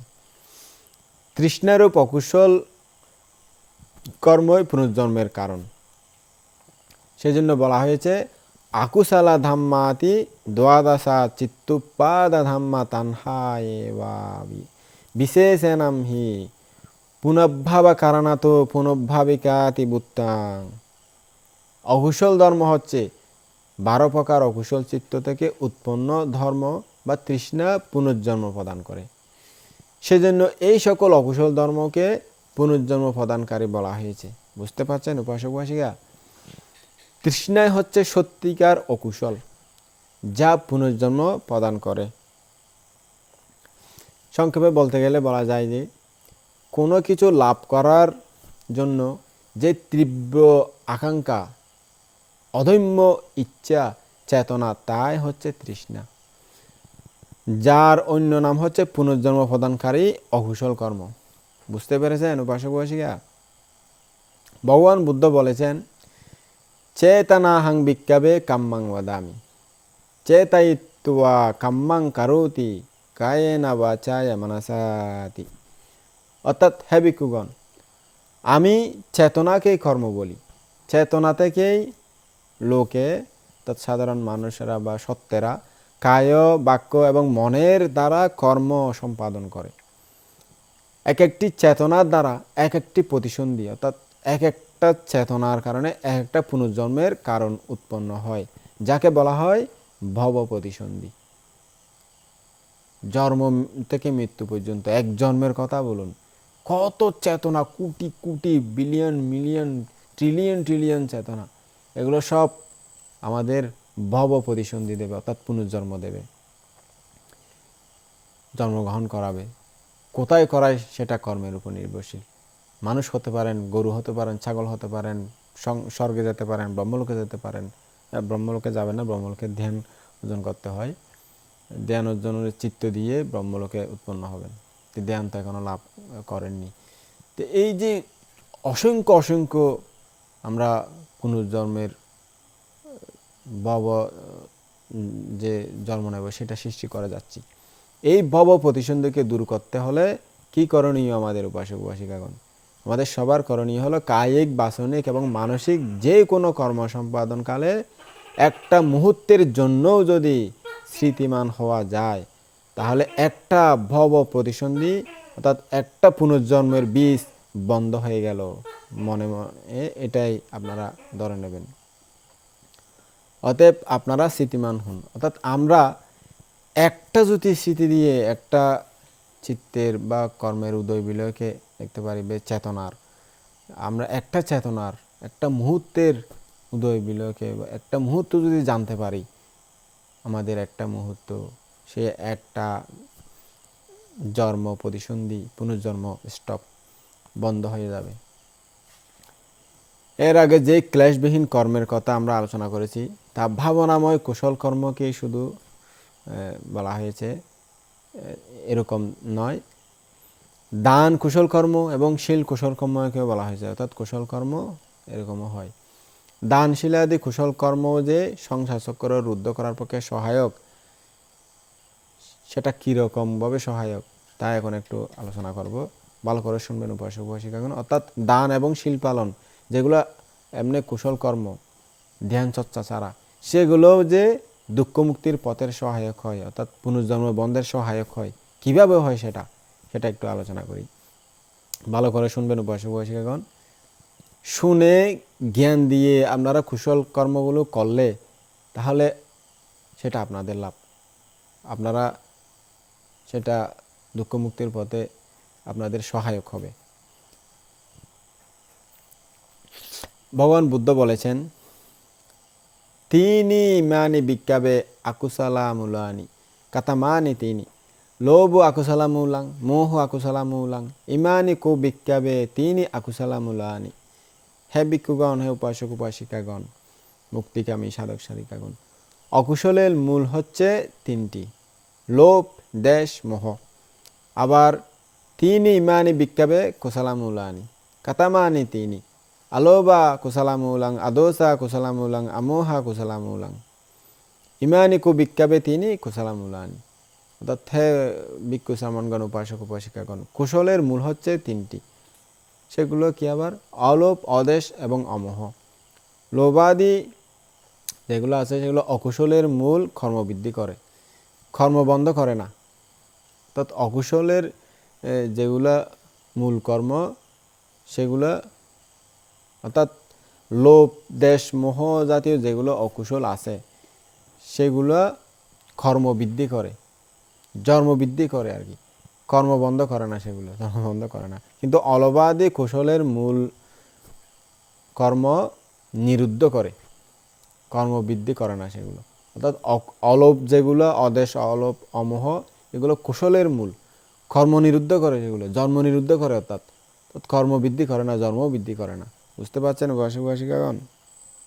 সেই জন্য বুদ্ধ বলেছেন, ইয়াং বিক্কাবে লোবা ফাকাতাং খাম্মাং লোবাজাং লোভানি দানাং লোবাং সামুদায়াং তাং কাম্বাং আকুশালাং তাং কাম্বাং সাবাজ্জাং তাং কাম্বাং দুঃখ বিপাকাং তাং কাম্মাং কাম্মা সামুদায়া সংবাত্তাতি নাতাং কাম্মাং কাম্মানিরো ধায়া সংবাত্তাতি দোষা মোহেসুপি তাতেবা নায়ো। অর্থাৎ হে ভিক্ষুগণ, উপাসক উপাসিকাগণ, যারা মুক্তিকামী সাধক সাধিকাগণ, যেই কর্ম লোভ থেকে জাত অর্থাৎ জন্ম হয়, লোভ থেকে উৎপন্ন হয়, সেই কর্ম অকুশল, দেশজনক, দুঃখ বিপাক, অর্থাৎ সেই কর্ম দুঃখ ফলই প্রদান করে, সেই কর্ম নতুন নতুন কর্মই সৃষ্টি করে, কর্মধ্বংসের সহায়ক হয় না। দেশ এবং মোহের ক্ষেত্রেও এরকম বুঝতে হবে। অর্থাৎ যেই কর্মে দেশ থেকে উৎপন্ন হয়, দেশজাত, দেশ থেকে উৎপন্ন, সেই কর্ম অকুশল, দেশজনক, দুঃখ বিপাক, সেই কর্ম নতুন নতুন কর্ম সৃষ্টি করে, কর্মধ্বংসের সহায়ক হয় না। মোহর ক্ষেত্রেও যেই কর্ম মোহ থেকে জাত, মোহ থেকে উৎপন্ন হয়, সেই কর্ম অকুশল, মোহজনক, দুঃখ বিপাক, সেগুলো সেই কর্ম দুঃখ ফলই প্রদান করে, সেই কর্ম নতুন নতুন কর্ম সৃষ্টি করে, জন্ম সৃষ্টি করে, কর্মধ্বংসের সহায়ক হয় না, জন্মধ্বংসের সহায়ক হয় না। তাহলে কর্ম বন্ধের উপায় কি? অর্থাৎ কর্ম কিভাবে বন্ধ করতে হবে? অর্থাৎ এই যে লোভ, দেশ, মোহের কারণে আমাদের কর্ম সৃষ্টি হচ্ছে, কর্মের কারণে জন্ম হয়, এই কর্ম বন্ধের উপায় কি? কর্ম কিভাবে বন্ধ করতে হবে? কর্ম বন্ধ করতে হলে কি করতে হবে সেই বিষয়ে ভগবান বুদ্ধ বলেছেন, ইয়াং বিক্কাবে আলোবা পাকাতাং কাম্মাং আলোবা জাং আলোবা নিদানাং আলোবা সামুদায়াং থাং কাম্মাং কুশালাং থাং কাম্মাং অনাবাজ্জাং থাং কাম্মাং সুকা বিপাকাং থাং কাম্মাং কাম্মা নিরোধায়া সংবাত্তাতি নাতাং কাম্মাং সামুদায়া সংবাত্তাতি আদোসা আমোহায়সোপি তাতেবা নায়ো। অর্থাৎ হে ভিক্ষুগণ, উপাসক উপাসিকাগণ, সাধক সাধিকাগণ, মুক্তিকামী ব্যক্তিগণ, যেই কর্ম অলোভ থেকে জাত, অলোভ থেকে উৎপন্ন, সেই কুশল, নির্দোষ, সুখ বিপাক, অর্থাৎ যেই কর্ম সুখ প্রলয় প্রদান করে, সেই কর্ম কর্মধ্বংসেরই কারণ হয়, নতুন নতুন কর্ম সৃষ্টি করে না। বুঝতে পারছেন উপাসক উপাসিকা? অর্থাৎ অলোভ, অদেশ, অমোহ থেকে উৎপন্ন কর্মই এই কর্মধ্বংস কারক হয়। অদেশ এবং অমোহের ক্ষেত্রেও তো আবার যেই কর্ম অদেশ থেকে জাত, অদেশ থেকে উৎপন্ন সেই কুশল নির্দোষ সুখবিপাক, অর্থাৎ সেই কর্ম সুখ ফলই প্রদান করে। সেই কর্ম কর্মধ্বংসেরই কারণ হয়, নতুন নতুন কর্ম সৃষ্টি করে না সেই কর্ম। আবার মনে করেন যেই কর্ম অমোহ থেকে জাত, অমোহ থেকে উৎপন্ন, সেই কুশল নির্দোষ সুখবিপাক এবং সেই কর্ম সুখফলই প্রদান করে। সেই কর্ম কর্মধ্বংসেরই কারণ হয়, নতুন নতুন কর্ম সৃষ্টি করে না। বুঝতে পারছেন উপাসক উপাসিকা? এরকমই বিষয়। তো এইভাবে ভগবান বুদ্ধ কর্মকে না বাড়িয়ে কর্মকে ধ্বংস করার জন্য বলেছেন। এটাই কর্মকে ধ্বংস করার পথ। তো কর্মকে ধ্বংস করতে হলে দান, শীল এবং ভাবনা, এই 3 প্রকার কুশল কর্ম সম্পাদন করতে হবে। কারণ বুদ্ধ বলেছেন, আলোবা দানা হেতু, আদোসা শীলা হেতু, আমোহা জানা হেতু। অলোভের হেতু হচ্ছে দান করা, অদেশের হেতু হচ্ছে শীল পালন করা এবং অমোহের হেতু হচ্ছে ভাবনা করা, ধ্যান চর্চা করা। দান, শীল, ভাবনা, এই 3টি কুশল কর্ম সংসার চক্রকে বৃদ্ধি না করে অবশ্যই সংকুচিত করে, কারণ এগুলো কুশলমূলক। মার্গফল লাভের হেতু বা অবলম্বন হচ্ছে এই 3টি, অর্থাৎ দান, শীল, ভাবনা। এই 3টির মধ্যে দান এবং শীলের দ্বারা সম্পাদিত কুশল কর্ম অপেক্ষাকৃত কিছুটা দুর্বল বিমুক্তির ক্ষেত্রে। এগুলোর দ্বারা শ্রোতাপত্তি, সকিতাগামী, এমনকি অনাগামী এবং মার্গ এবং ফলও লাভ করা যায়। ভাবনার দ্বারা সম্পাদিত কুশল কর্ম সবচেয়ে বলবান ও সর্বোত্তম, অর্থাৎ স্পিড, গতি বেশি আর কি। এর দ্বারা সর্বোচ্চ স্তরের মার্গফল অর্থাৎ অরহত্ত ফল লাভ করা যায় খুব তাড়াতাড়ি। ওগুলা দিয়ে শ্রোতাপত্তি, সকিতাগামী, অনাগামী লাভ করা যায়। কারণ আপনারা হয়তো প্রশ্ন করতে পারেন, ভান্তে শ্রোতাপত্তি, সকিতাগামী, অনাগামী এগুলো দান দিয়ে, শীল পালন দিয়ে কীভাবে করা যায়? আপনারা শুনেন নাই, বুদ্ধের সময়ে অনেক উপাসক উপাসিকা দান দিয়ে প্রার্থনা করে, এই দানের ফলে আমি যাতে দুঃখ থেকে মুক্ত হতে পারি প্রার্থনা করছেন। এই দানের ফলে উনি পরজন্মে এসে বুদ্ধের ধর্মদেশনা শুনেই মুক্ত হয়ে যায়, শ্রোতাপত্তি লাভ করে ফেলে, সকিতাগামী লাভ করে ফেলে। এরকম অনেক ঘটনা দেখা যায়, অনাগামী লাভ করে ফেলে। তো এইরকম বিষয়ে বলা হয়েছে। তো এটাই হেতু হয়ে যায় আর কি। তো অরহত্ত লাভ কিন্তু দান দিয়ে, শীল পালন দিয়ে হয় না, দুর্বল সেগুলোর কর্ম। তো ধ্যান সাধনা চর্চার মাধ্যমে একই জন্মের মধ্যে লাভ করা যায়, যদি সঠিকভাবে সঠিক নিয়ম অনুযায়ী অনুশীলন করে। সেই জন্য ভগবান বুদ্ধ বলেছেন, তায়ো মে উপনিষায় ধান উপনিষায় শীল উপনিষায় ভাবন উপনিষায় চাতি তেসু দানা শীলোপনিষায় দুব্বালা ভাবানোপনিষায় বালাবা দানা শীলোপনিষায় হি তায়ো মাগ্গে সাপালানিসা পাপেতি ভাবানোপনিষায় আরহাত্তাং পাপেতি। সংক্ষেপে বলতে গেলে দান এবং শীলের শক্তি অপেক্ষাকৃত কিছুটা দুর্বল বলে সেগুলোর দ্বারা শুধুমাত্র শ্রোতাপত্তি হওয়া যায়, সকিতাগামী হওয়া যায়, এমনকি অনাগামীও অনেকে হয়, অনাগামী হওয়া যায়। অরহত্ত লাভ করা যায় না, কিন্তু ভাবনার শক্তি, ধ্যান চর্চার শক্তি সবচেয়ে বলবান বলে সেই কর্ম দ্বারা অরহত্ত লাভ করা যায়, এটাই বলেছেন এখানে। তাহলে উপাসক উপাসিকাগণ এখন জানতে হবে লোভাদি ক্লেশ কি করে উৎপন্ন হয়, কোথায় উৎপন্ন হয় এবং কি করে সেগুলো দূর করা যায়, তাই না? শুনুন শ্রদ্ধা করে। লোভাদি ক্লেশ উৎপন্ন হয় অবিদ্যার দ্বারা, চক্ষু, কর্ণ, নাসিকা, জিহ্বা, কায়, মন, এই 6 প্রকার ইন্দ্রিয়ে, এবং সেগুলোকে দূর করা যায় বিদ্যার দ্বারা। কিসের দ্বারা দূর করা যায়? বিদ্যার দ্বারা। কেমন না উপাসক উপাসিকাগণ, এতক্ষণ শুনেছেন তো, বিদ্যা দিয়ে সেগুলোকে দূর করা যায়। অবিদ্যার কারণে ক্লেশ উৎপন্ন হয়, বুঝছেন? ক্লেশ কোথায় উৎপন্ন হয়? এই ষড় ইন্দ্রিয় দ্বারে। তো বিদ্যা দিয়ে এগুলোকে দূর করতে হয়। তো চক্ষুর দ্বারা উৎপন্ন ক্লেশ কি কি একটু আমরা আলোচনা করি। যেটা দেখতে ইচ্ছা করে সেটাকে দেখা, তাতে লোভ রূপ ক্লেশ। দেখতে ইচ্ছা নেই অথচ দেখতে হয়, সেখানে দেশ রূপ ক্লেশ, অর্থাৎ আমরা সাধারণ ভাষায় চিটাঙ্গা ভাষায় যেগুলোকে রাগ বলি, ক্রোধ। তো দেখতে ইচ্ছা অথচ তাকে জানতে না পারা, তাতে মোহরূপ ক্লেশ। এবং দেখতে ইচ্ছা নেই তাকে জানতে না পারা, তাতে মোহরূপ ক্লেশ। বুঝছেন উপাসক উপাসিকা? সেখানে মোহরূপ ক্লেশ উৎপন্ন হয়। কি করে এই ক্লেশ দূর করা যায়? কি করে দূর করা যায় জানেন? বলেন তো। আর এতক্ষণ শুনছেন না? বিদ্যার দ্বারা দূর করা যায় আর কি। দেখতে যে ইচ্ছা তাকে যথাযথভাবে জানা, আপনাদের দেখার ইচ্ছে উৎপন্ন হয়েছে, দেখতে ইচ্ছা হতে, সেটাকে জানা হলো বিদ্যা। বুঝতে পারছেন তো উপাসক উপাসিকা? দেখতে অনিচ্ছাকে যথাযথভাবে জানা, সেটাও বিদ্যা।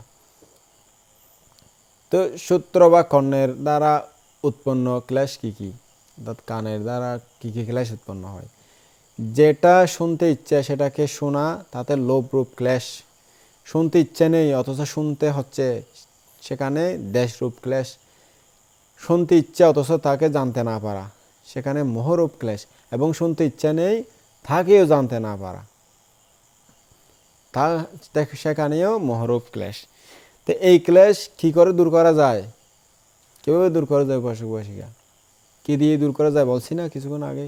বিদ্যার দ্বারা দূর করা যায় আর কি। বিদ্যার দ্বারা। ওই বিদ্যা আবার ওই বিদ্যা না, ওই আপনাদের লেখাপড়া জানা বিদ্যা না, এটা হলো প্রজ্ঞা বিদ্যা। বুঝছেন? যখন যা হচ্ছে সেটাকে, যার যে স্বভাব সেই স্বভাব অনুযায়ী জানাটা হলো বিদ্যা। বুঝছেন? এই বিদ্যার দ্বারাই দূর করা যায়। তো শুনতে যে ইচ্ছা তাকে যথাযথভাবে জানাটা হলো বিদ্যা, শুনতে অনিচ্ছাকে যথাযথভাবে জানাটা হলো বিদ্যা। নাকের দ্বারা উৎপন্ন ক্লেশ কি কি শুনুন। যেটার ঘ্রাণ নিতে ইচ্ছা সেটার ঘ্রাণ নেওয়া, তাতে লোভ রূপ ক্লেশ। ঘ্রাণ নেওয়ার ইচ্ছা নেই অথচ ঘ্রাণ নিতে হচ্ছে, সেখানে দেশ রূপ ক্লেশ। ঘ্রাণ নেওয়ার ইচ্ছা অথচ জানতে না পারা, সেখানে মোহরূপ ক্লেশ। ঘ্রাণ নেওয়ার অনিচ্ছা, তাকে জানতে না পারা, সেখানে মোহরূপ ক্লেশ। বুঝছেন উপাসক উপাসিকা? কি করে এই সকল ক্লেশ দূর করা যায়? কি করে দূর করা যায়? বিদ্যার দ্বারা আর কি। বিদ্যার দ্বারাই দূর করা যায়। ঘ্রাণ নিতে যে ইচ্ছা তাকে যথাযথভাবে জানা হলো বিদ্যা। ঘ্রাণ নিতে যে অনিচ্ছা তাকে যথাযথভাবে জানা হলো বিদ্যা। জিহ্বার দ্বারা উৎপন্ন ক্লেশ কি কি? যেটা রস আস্বাদনের ইচ্ছা সেটা রস আস্বাদন করা, তাতে লোভ রূপ ক্লেশ। রস আস্বাদনের অনিচ্ছা, ইচ্ছা নেই রস আস্বাদন করার, অথচ আস্বাদন করতে হচ্ছে, সেখানে দেশ রূপ ক্লেশ। রস আস্বাদনের ইচ্ছা অথচ তাকে জানতে না পারা, সেখানে মোহরূপ ক্লেশ। আর রস আস্বাদনের ইচ্ছাকে জানতে না পারা, সেখানেও মোহরূপ ক্লেশ। বুঝতে পারছেন? তো রস আস্বাদনের ইচ্ছাকে যথাযথভাবে জানা, সেটা বিদ্যা। কি করে এই সকল ক্লেশ দূর করা যায়? তাতে আস্বাদনের যে ক্লেশ, এগুলো কীভাবে দূর করা যায়?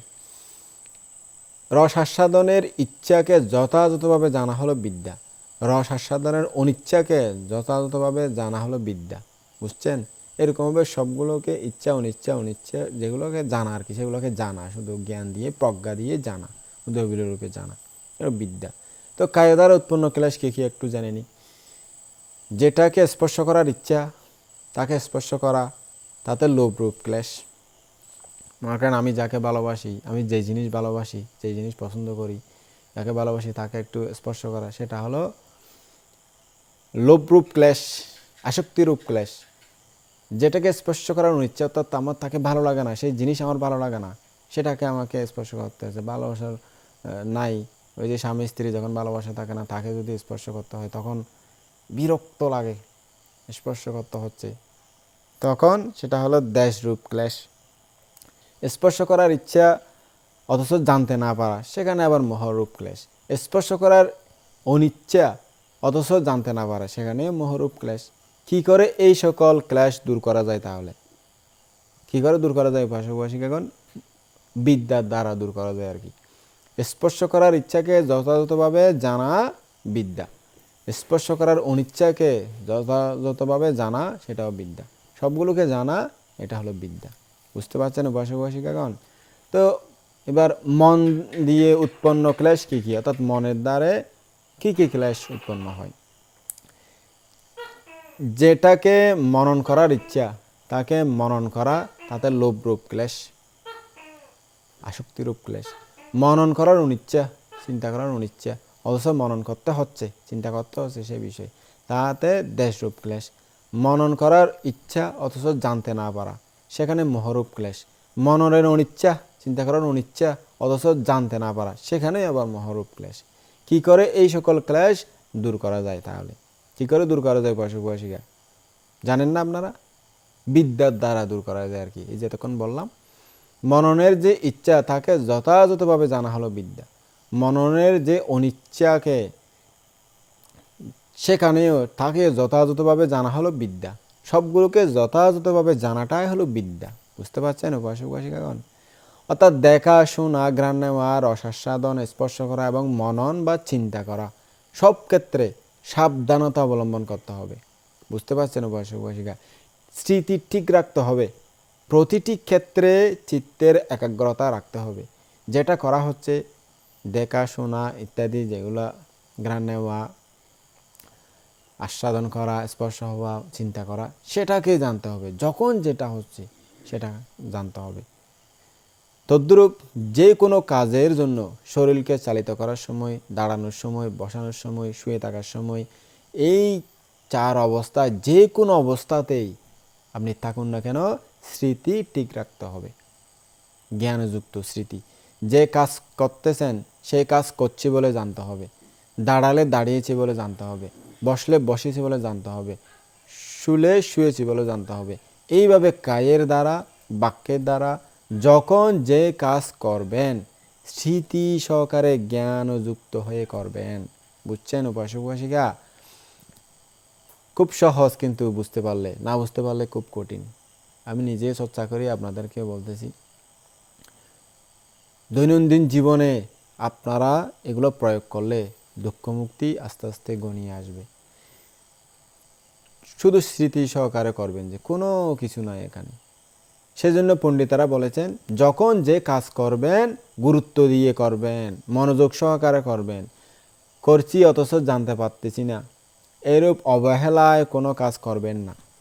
অতএব যতটা কাজ আপনারা স্মৃতি সহকারে করবেন, সম্পূর্ণ একাগ্রতার সঙ্গে করবেন, ততটা আপনারা সংসার চক্র থেকে বেরিয়ে যাওয়ার এবং মুক্ত হওয়ার বিদ্যা অর্জন করবেন। অর্থাৎ যতটা আপনি এই যে দৈনন্দিন জীবনযাপনের করার সময় চার অবস্থায়, দাঁড়ানো অবস্থায়, শোয়া অবস্থায়, অথবা ঘুমানোর আগে, তারপর হাঁটাহাঁটি করার সময়, কাজ করার সময়, যখন যে অবস্থায় কি হচ্ছে না হচ্ছে, এগুলো যদি স্মৃতি সহকারে জ্ঞান দিয়ে জানতে পারি, খেয়ালটা এদিকে রাখতে পারি, যতটা রাখতে পারি ততটা আপনারা সংসার চক্র থেকে বেরিয়ে যাওয়ার এবং মুক্ত হওয়ার বিদ্যা অর্জন করবেন।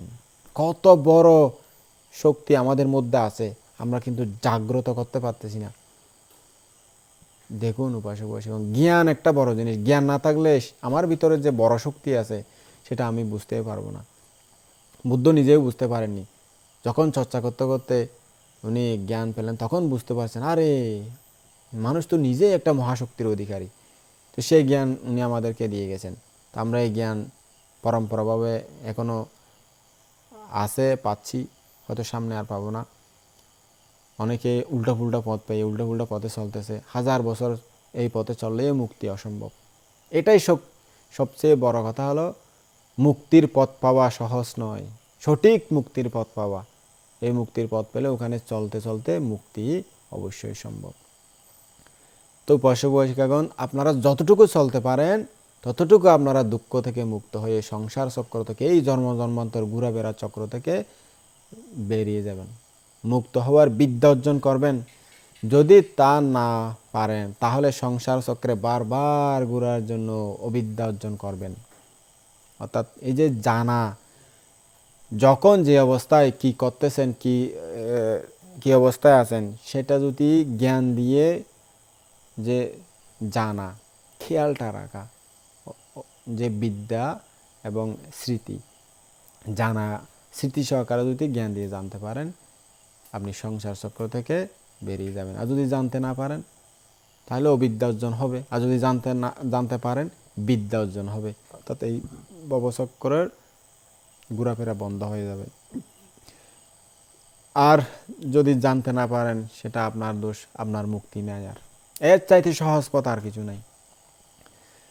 কত সুন্দর করে বুঝিয়ে দিয়ে গেছেন আমাদের যে পূজনীয় সম্মুখ সম্বুদ্ধ এবং পরম্পরাভাবে পূজনীয় ভিক্ষু সংঘরা ধরে রেখেছেন। এখনও আমরা অবাগারা আছি, আপনাদেরকে বুঝিয়ে দিচ্ছি। তো এখন তো কেউ জ্ঞান নিতে চায় না, জ্ঞান নিতেও চায় না, চর্চাও করতে চায় না। দুঃখকে আবার ভালো লাগে না, দুঃখ থেকে মুক্তি চায় কিন্তু জ্ঞান চর্চা করতে চায় না, বিনোদন বিলাসে সময় কাটিয়ে দেয়। তো উপাসক উপাসিকাগণ, আপনারা কি মুক্তি পেতে চান? মুক্তি পেতে চাইলে বিদ্যার সাথে চলতে হবে। স্মৃতি আর বিদ্যা অর্থাৎ জ্ঞান থাকতে হবে, না থাকলে নাই।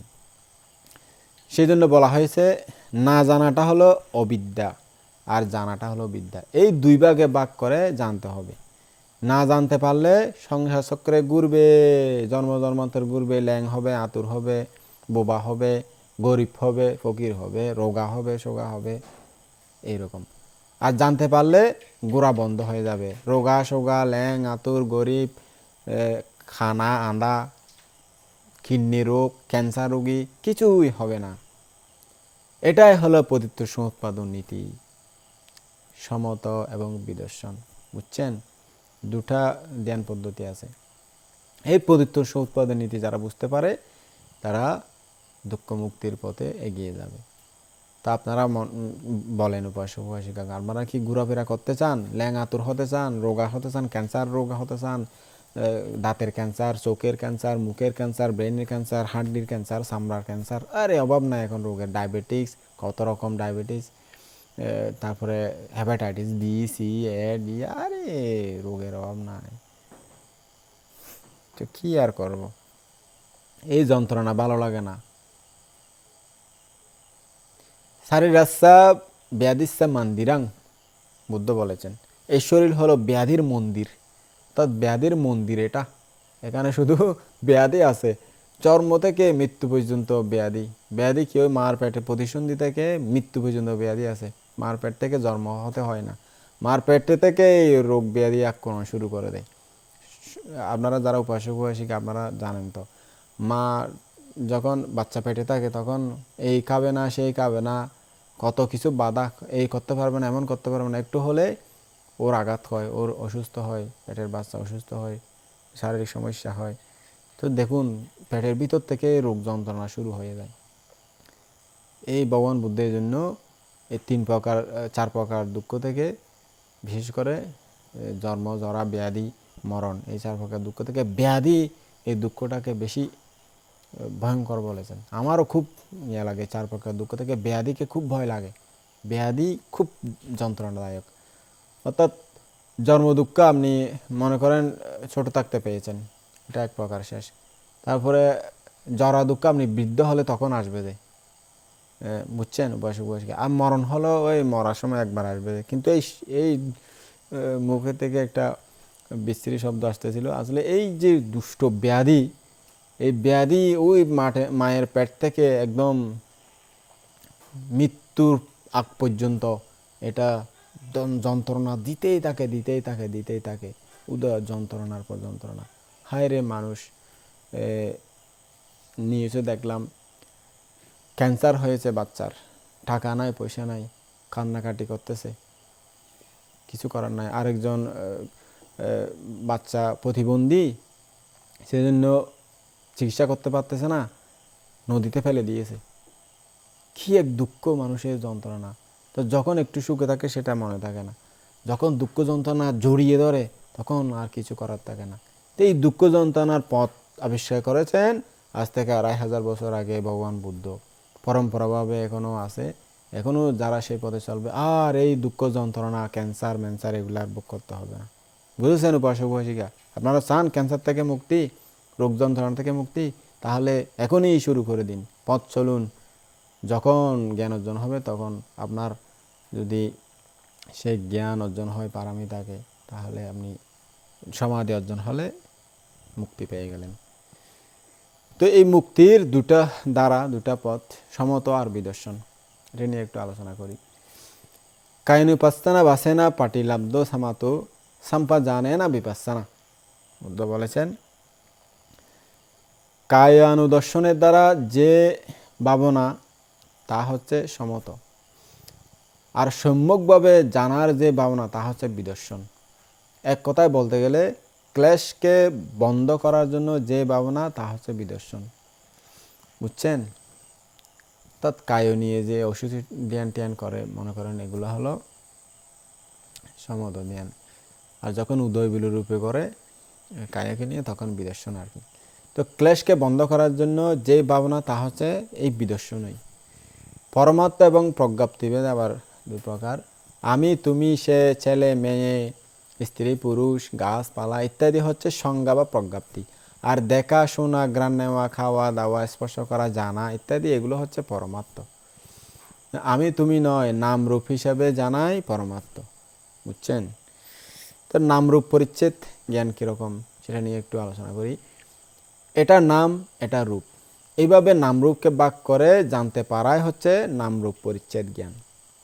নামরূপকে শুধু ভাগ করে করে জানার চেয়ে নামরূপকে বিশেষভাবে দেখতে পারলে পৃথকজন হয়েও 4 প্রকার আশ্রবমুক্ত অরহতদের মতো সুখ লাভ করা যায়, তার নামরূপকে যদি ভালো করে বুঝতে পারে আর কি।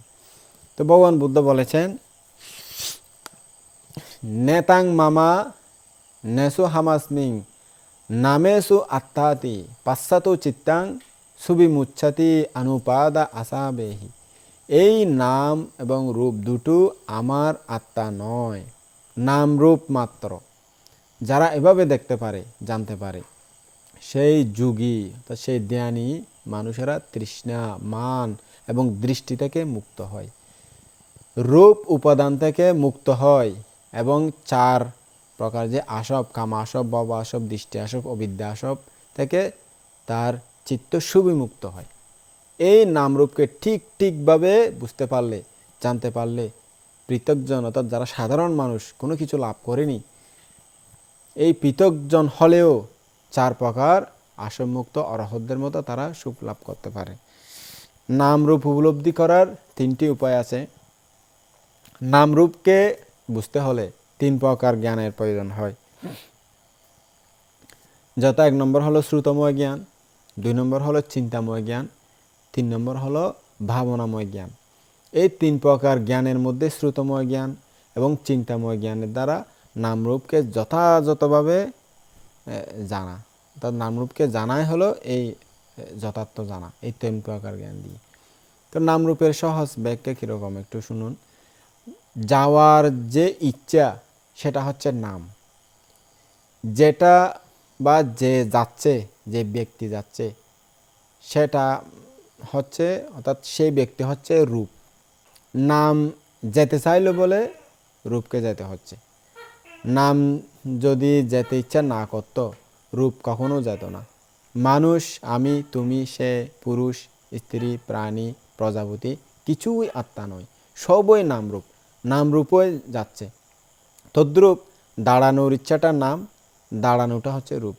মানুষ, আমি, তুমি, অমুক সমুক কিছুই হচ্ছে না, কিছুই দাঁড়াচ্ছে না, সবই নামরূপ, নামরূপই দাঁড়াচ্ছে। বসতে ইচ্ছে করাটা নাম, বসাটা রূপ। মানুষ, আমি, তুমি কেউ বসতেছে না, সবই নামরূপ, নামরূপই বসতেছে। শোয়ার ইচ্ছাটা হলো নাম, শোয়াটা রূপ। মানুষ, আমি, তুমি কিছুই শুচ্ছে না, ঘুমাচ্ছে না, সবই নামরূপ, নামরূপই ঘুমাচ্ছে, শুচ্ছে।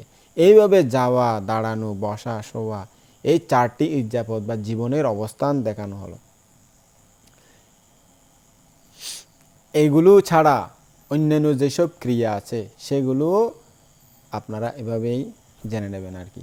যা কিছু কর্মকাণ্ড আছে, যা কিছু দৈনন্দিন জীবনে সাধারণ মানুষেরা করে, সেগুলো সবই এরকম। সাধারণ মানুষ না, সব প্রাণীর ক্ষেত্রে যেগুলো করে সবে, এখানে কেউ কিছু করতেছে না, কেউ কোনো ওখানে ব্যক্তি বিশেষ নাই, সব নামরূপের কেরামতি, নামরূপের খেলা, নামরূপ করতেছে, নামের আদেশ রূপে যাচ্ছে।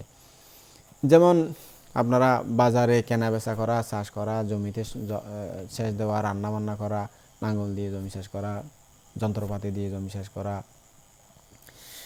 মেশিনারি কাজ করা, ধানের চারা গাছ তোলা, বা আবার ওগুলা লাগানো, ঘাস কাটা, গাছ তোলা, তুলে দুনা, বিভিন্ন কাজকর্ম, কাপড় কাচা, পরিষ্কার করা, কাপড় ধোয়া, সুতা কাটা, এরকম সুতার রং দেওয়া, মেশিনে সুতা দিয়ে কাপড় সেলানো, তো এরকম ধান ভাঙা, ধান শুকানো, তরকারি ছিঁড়া, নানা রকম বাজার করা, এইরকম আর কি। যত রকম লাকড়ি টাকড়ি সংগ্রহ করা, ডেকচি পাতিলে এগুলো পরিষ্কার করা, বালতি টালটি এগুলো দেওয়া, এরকম আর কি। যা কিছু কাজকর্ম আছে ইত্যাদি ইত্যাদি যাবতীয় সমস্ত কাজ, ছোট হোক বড় হোক, যে কাজেই হোক না কেন, সব কাজে স্মৃতি রাখতে হবে। বুঝতে পারছেন বয়সে বয়সীরা? যে কাজেই করুন না কেন, আপনি ঘুম থেকে ওঠা থেকে ঘুম না যাওয়া পর্যন্ত সব কাজ স্মৃতি, জ্ঞান, প্রজ্ঞা দুটো থাকতে হবে। স্মৃতি রেখেই আপনারা সব কাজ করবেন। বুঝতে পারছেন বয়সে বয়সীরা? নামরূপকে ঠিকঠাকভাবে বুঝতে পারলে ৬২ প্রকার মিথ্যা দৃষ্টি থেকে আপনারা মুক্ত হতে পারবেন। এই ৬২ প্রকার মিথ্যা দৃষ্টি থেকে মুক্ত থাকা যায় যারা নামরূপকে ঠিকভাবে বুঝতে পারেন। সেজন্য বলা হয়েছে নামরূপানাং যথা দাস্যানাং দিট্ঠি বিশুদ্ধি বেদিতব্যাং। অর্থাৎ নামরূপকে ভাগ করে করে আলাদা আলাদা যিনি দেখতে পারবেন, সে ব্যক্তির কাছে সৎকায় দৃষ্টি আত্মাবাদ গেছতে পারবে না, কাছেই আসতে পারবে না। আত্মাবাদ অর্থাৎ আত্মা, আমার ভিতরে একটা আত্মা আছে, আমি আছি এখানে, আমার আমি যেটা আছে সেটা কোনোদিন কাছে আসতে পারবে না। তার জ্ঞানের চক্ষু বিশুদ্ধই থাকবে। কোনো ব্যক্তি যদি নামরূপকে ঠিকঠাকভাবে জানতে পারে, তার কাছে স্ত্রী বা পুরুষ শুধুমাত্র নামরূপ মাত্র। স্ত্রী পুরুষকে নামরূপ বলেই দেখছেন, স্ত্রী পুরুষ বলে দেখছেন না। যেমন কাঠের পুতুল, তার কাছে ব্যক্তি বিশেষ বা পুরুষও স্ত্রীও নয়। এই যেমন কাঠের পুতুল যেভাবে ভাবে সে সেভাবেই ভাবে। এভাবে নামরূপ সম্বন্ধে যথার্থ উপলব্ধি যার হয়েছে, যদি তিনি পৃথকজন বা সাধারণ ব্যক্তি হন, আপনাদের মতো সাধারণ উপাসক উপাসিকা হন, সংসারী মানুষও হন, তবুও তিনি দুঃখ থেকে মুক্ত হয়ে সুখী হতে পারবেন, শান্তি লাভ করতে পারবেন। সৎকায় দৃষ্টি অর্থাৎ আমি তুমি, আমি আমার, এই যে ধারণা ইত্যাদি আত্মবাদ যত প্রবল হবে, ব্যক্তি বিশেষের দুঃখ তত বেড়ে যাবে। বুঝতে পারছেন তো উপাসক উপাসিকা? সেই জন্য বুদ্ধ বলেছেন সাক্কায়া সামুদায়া দুঃখ সামুদায়, সাক্কায়া নিরোধা দুঃখ নিরোধ। সৎকায় দৃষ্টি উৎপত্তিতে দুঃখের উৎপত্তি, সৎকায় দৃষ্টি ধ্বংসে দুঃখেরও ধ্বংস হয়। তো বিদর্শন জ্ঞান ৩ প্রকার আছে। একটা হলো যথাভূত জ্ঞান, ২ নম্বর হলো সম্যক দর্শন জ্ঞান, ৩ নম্বর হলো কঙ্কা বিতরণ জ্ঞান। যথাভূত জ্ঞান কীরকম?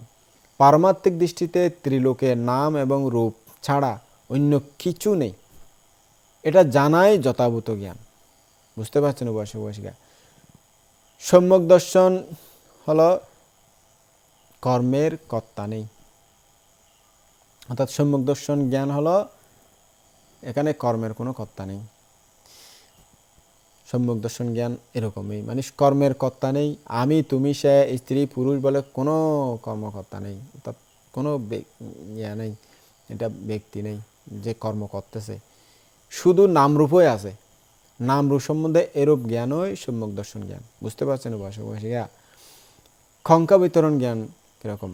কঙ্কা বিতরণ জ্ঞান হলো মানুষ কিনা, সত্য কিনা, প্রাণী কিনা, পুরুষ কিনা, স্ত্রী কিনা, দেবতা কিনা, পশু কিনা, পাখি কিনা, প্রেত কিনা, ভূত কিনা, ব্রহ্মা কিনা, এইরূপ মনে সংশয় না এনে সব কিছুকে নিঃসংশয়ে নামরূপ বলে জানায় কঙ্কা বিতরণ জ্ঞান বা সংশয় দূরীকরণ জ্ঞান। এটা অর্থাৎ কিছুতে সন্দেহ না করা, অর্থাৎ সব কিছুতে নামরূপ, নামরূপ ছাড়া কিছু নাই, নামরূপ বলেই ধরে নেওয়া, অন্য কোনো সন্দেহ না করে। বুঝতে পারছেন উপাসক উপাসিকা? সেই জ্ঞানের যে সাক্ষাৎ আপনারা পেয়েছেন, শুনুন, চর্চা করুন, তাহলে পাবেন।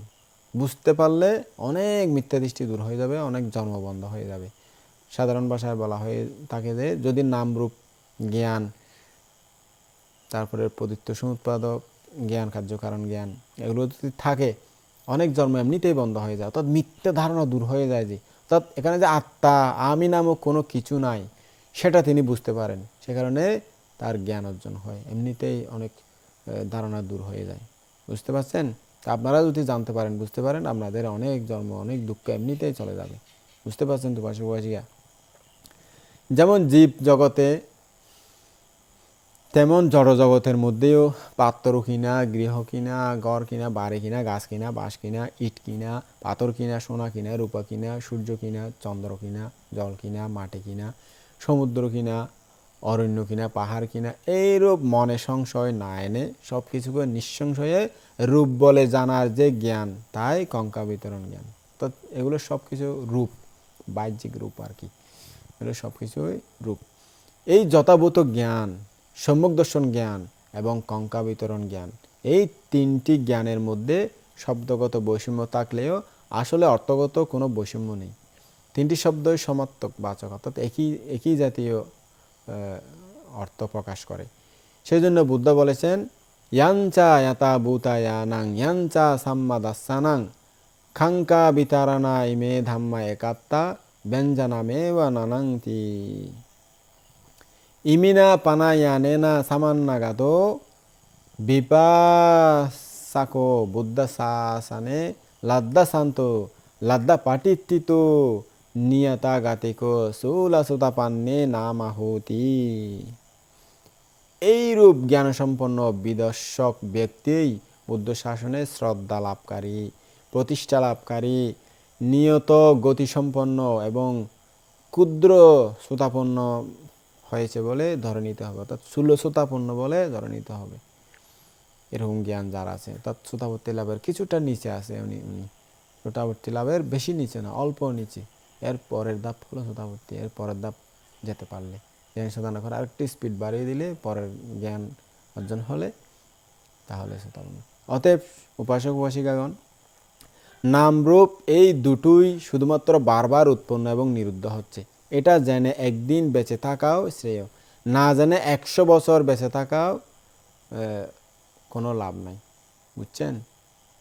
না জেনে 100 বছর বেঁচে থাকার চেয়ে এই নামরূপ জ্ঞান নিয়ে জ্ঞান উৎপন্ন করে একদিন বেঁচে থাকাও ভালো।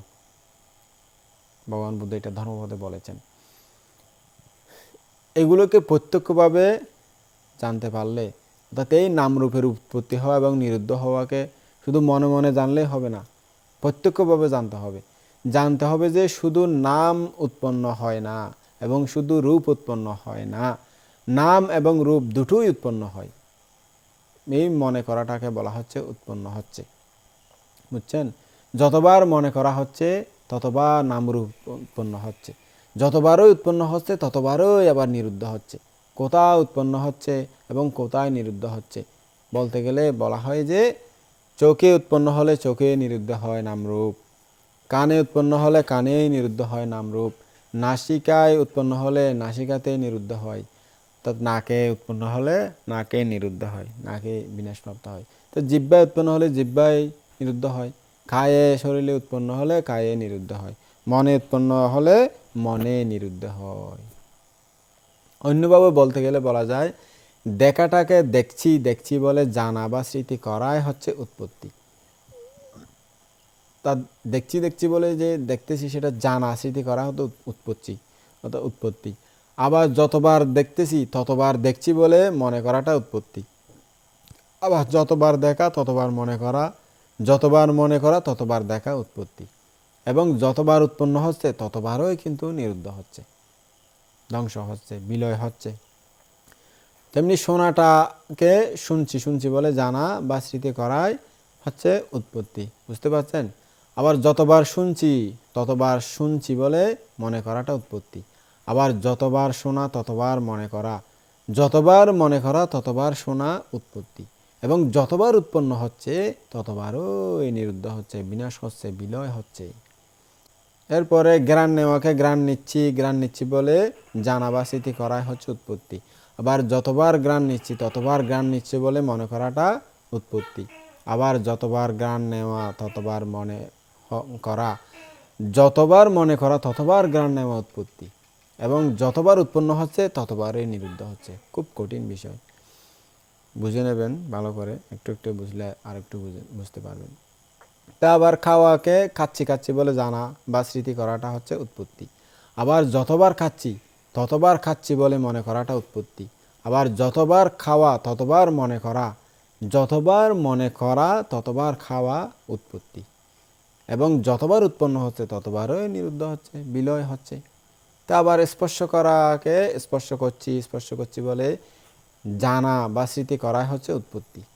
আবার যতবার স্পর্শ করছি ততবার স্পর্শ করছি বলে মনে করাটা উৎপত্তি। আবার যতবার স্পর্শ করা ততবার মনে করা, যতবার মনে করা ততবার স্পর্শ করা উৎপত্তি, এবং যতবার উৎপন্ন হচ্ছে ততবার নিরুদ্ধ হচ্ছে, বিলয় হচ্ছে, ধ্বংস হচ্ছে। তারপরে জানাকে জানছি বলে জানা স্মৃতি করা হচ্ছে উৎপত্তি, অর্থাৎ মনে উৎপন্ন চিন্তা কল্পনাগুলো আর কি। আবার যতবার জানছি বলে মনে করাটা উৎপত্তি। আবার যতবার জানা ততবার মনে করা, যতবার মনে করা ততবার জানা উৎপত্তি, এবং যতবার উৎপন্ন হচ্ছে ততবার নিরুদ্ধ হচ্ছে, ধ্বংস হচ্ছে, বিলয় হচ্ছে।